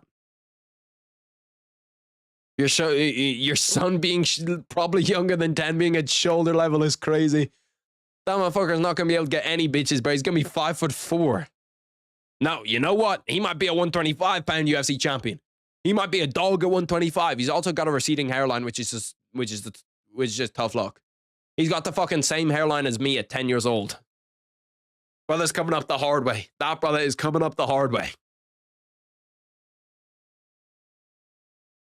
Who's he calling out? Who's the call out that he's going to give? It's probably going to be Merab. Merab or Umar. I'd love to see either Merab or Umar. Actually, I'm pretty sure him and Umar are cool, so he's probably not going to call out Umar. Chinese guy translating for the crowd? Okay, yeah, that makes sense. I was like, what the fuck? Why is the Chinese guy speaking Chinese to Merab? Or to Petr?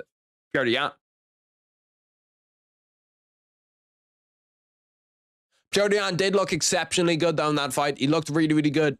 That's not really the game plan that I thought the figure was going to come in with. Who did he call out? Did he call out anybody? Yeah, Figgy's chin is crazy, bro. Figgy's chin is crazy for sure. We'll see who he called out. Was anybody listening to a post-fight interview? Anybody actually know who the fuck he called out? Because it's probably nobody. I cut my hand, but I don't know what I cut it on. Probably that prison shank that you've been sewing up, that you've been keystering. I hope Figgy doesn't retire or some stupid shit. He might retire, though. That ass. Anyway, boys, I appreciate you all tuning in. I will have a video talking about the biggest talking points, and then I'll also have another fight after this shit. He wanted a Merab rematch. Shit. It's actually a good fight. But anyway, I'll see you boys later, and I'll see you boys obviously next week for UFC 3, or no, the week after for UFC 310. I won't